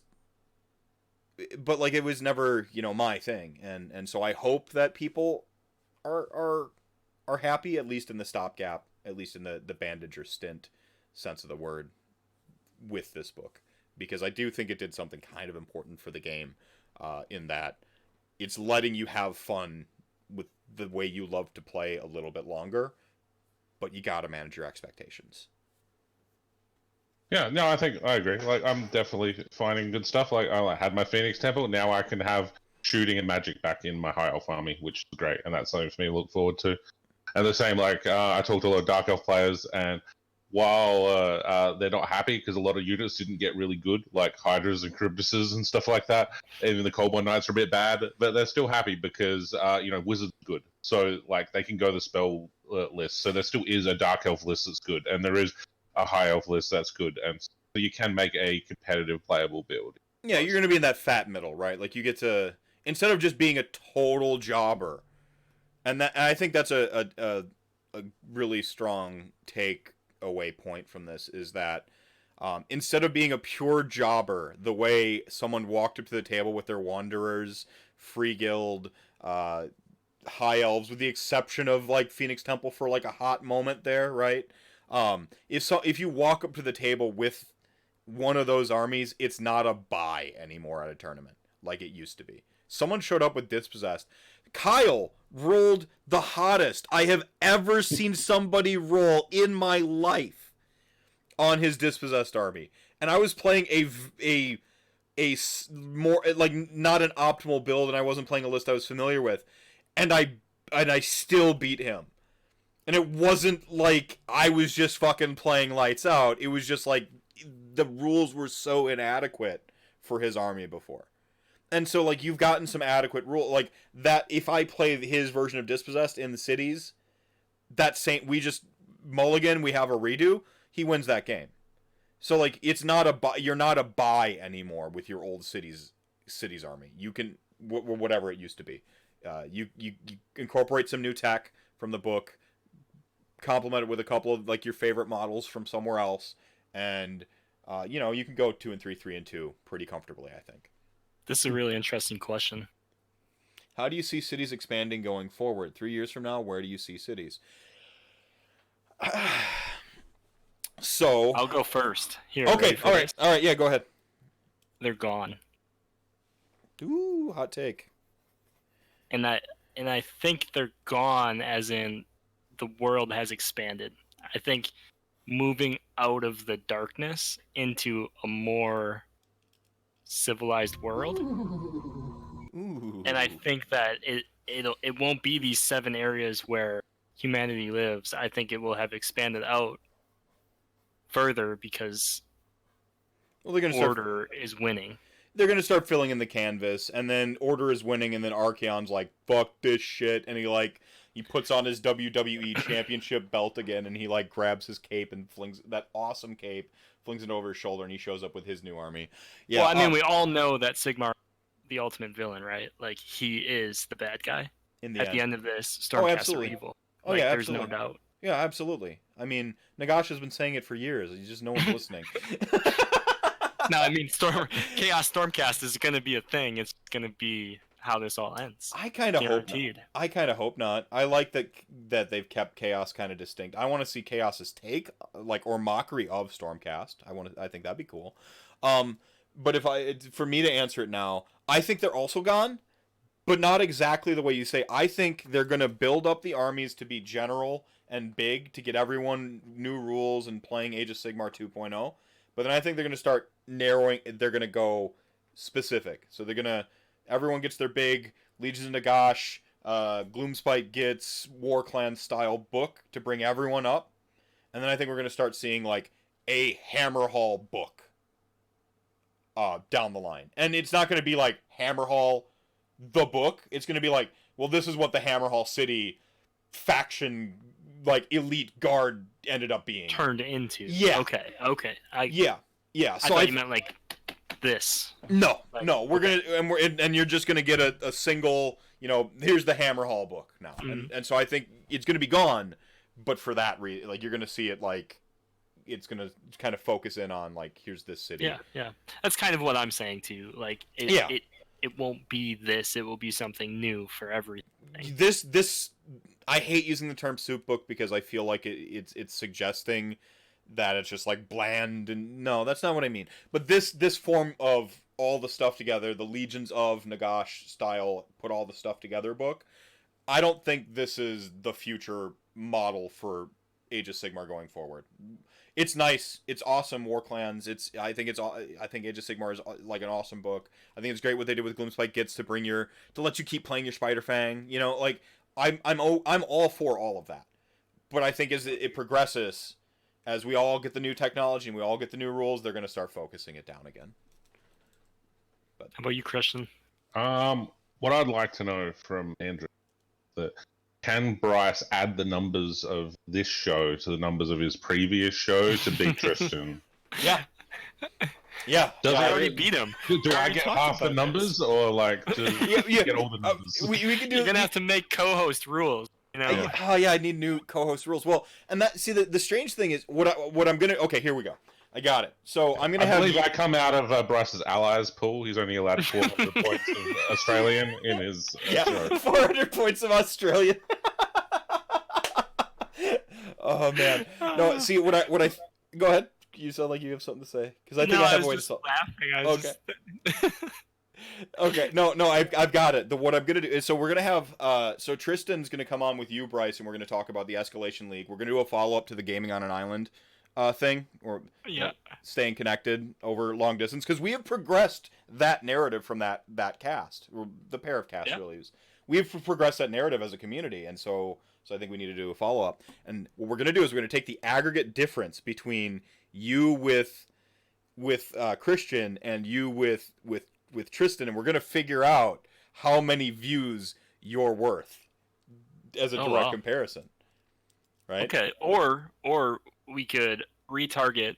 This is what I do for a living. We'll send a message back to all of the people who view it and say, "Why did you view it, me or Tristan?" And we'll see that 95% chose me. Well, I'll start running a poll from the day I announce the date for that episode. We'll start running a poll, and we'll crunch the numbers. Yeah. When you put this up on YouTube, can you just make sure the screen grab is of Odin, because I think that'll get me. that's you weren't supposed to say that. No, could you actually send me a picture of Odin, because I tend to do a Photoshop for the thumbnail, and I'm gonna Photoshop Odin on one of the like the models, whatever image I grab from the internet to Photoshop up. I'll put Odin front and center, so like super high res. We'll get all the clicks. Yeah. Although everyone will be disappointed because they tune in for Elf Talk, but it was just us hobby shaming people.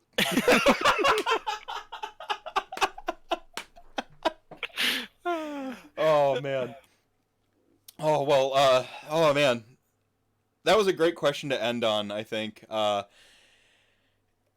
Any final statement before you shamelessly plug everything you want to shamelessly plug? I would say the final statement that I have is, look at this book if it disappointed you like it kind of did for us, I guess. I don't speak for you, but look at it from what you can do with it, right? Don't think, oh, it's not Slaanesh, this sucks. Because if you thought that from the beginning, I think you were wildly mistaken. But think of the hobby stuff you can do. Think of the literally thousands of combinations you can come up with, and just enjoy the experimentation with. Like, there's still plenty of good. We were a little bit more down than I think we all thought we would have been, but caught me a little off guard. There's still plenty of good to be had and fun to be had, and we all can play with the things we want to play with and things like that. So, all right, I'm still happy. You're happy. You're just not as happy as you thought you would be, right? Yeah. Like you're still happy. You still bought the book, obviously. Like twice. Christian, lasting thought. Oh no, just the same as Brice. Really, give it a go. Like, my Phoenix Guard army. Like, what did I was getting mainly 4-1s with before, and now it's stronger. So I don't think it's a bad army at all. So yeah. Like, you could definitely do good stuff with cities. Well, and shooting's back. Enjoy your shooting, people. We haven't shot for years. Enjoy not getting punched in the face after you hit them for a bit. Yeah. Shoot them twice in the charge phase, all that stuff, right? I think you can't really gauge a book going forward off of like the Filth book that came out, or you're just gonna be disappointed. And I don't think either of you did that. You were talking about people who might have like, oh, this is the new Slaanesh, this is the Slaanesh killer. If you're ever going into a release, I'm not thinking OBR is gonna be the Slaanesh killer, or I'm setting myself up to have really sad results. And if I am Slaanesh, then if I'm the new Slaanesh, then I'm just gonna, rub everyone's face in it for 1 calendar year and tell them it's fine. Oh, it's fine. It's balanced. It's fine. But no, yeah. Temper expectations. We're sorry we kind of got down on the book, but it's by no means like a, bad book, right? We have seen bad books. They're called KO. We just had a lot of expectations. I think KO we just 2.0 was bad. More, yeah. KO 1 was broken as shit. So. Right. Well, yeah, initial clown car. All right. Shout outs. Christian, who you shouting out? Nah, I got no one to shout out. What? Wow. Shout out like Kyle or something then. Yeah. Pants shout outs to the Pants Mafia. It's the Pants Mafia. I don't know. Roamless Gaming back in South Australia, who I'm usually part of. Yeah, as well. There you go. Christian. Yeah. Thank you for shouting out. Had to pull teeth there. Brice, you got anyone you want to shout out? This is gonna be weird, but I'm shouting out Tomb King Tristan because of what we've been able to do. It truly is awesome, and I wouldn't have been able to do it without him. So I think there's great things to come in the future, and anyone that's listening, if you want to follow along in a hobby journey, please reach out to one of the two of us. Yeah, there you go. And I'm going to do shout-outs to shout-outs. Thank you both so much for joining me tonight. Chat, thanks for coming on this journey. Good night, everybody. All right.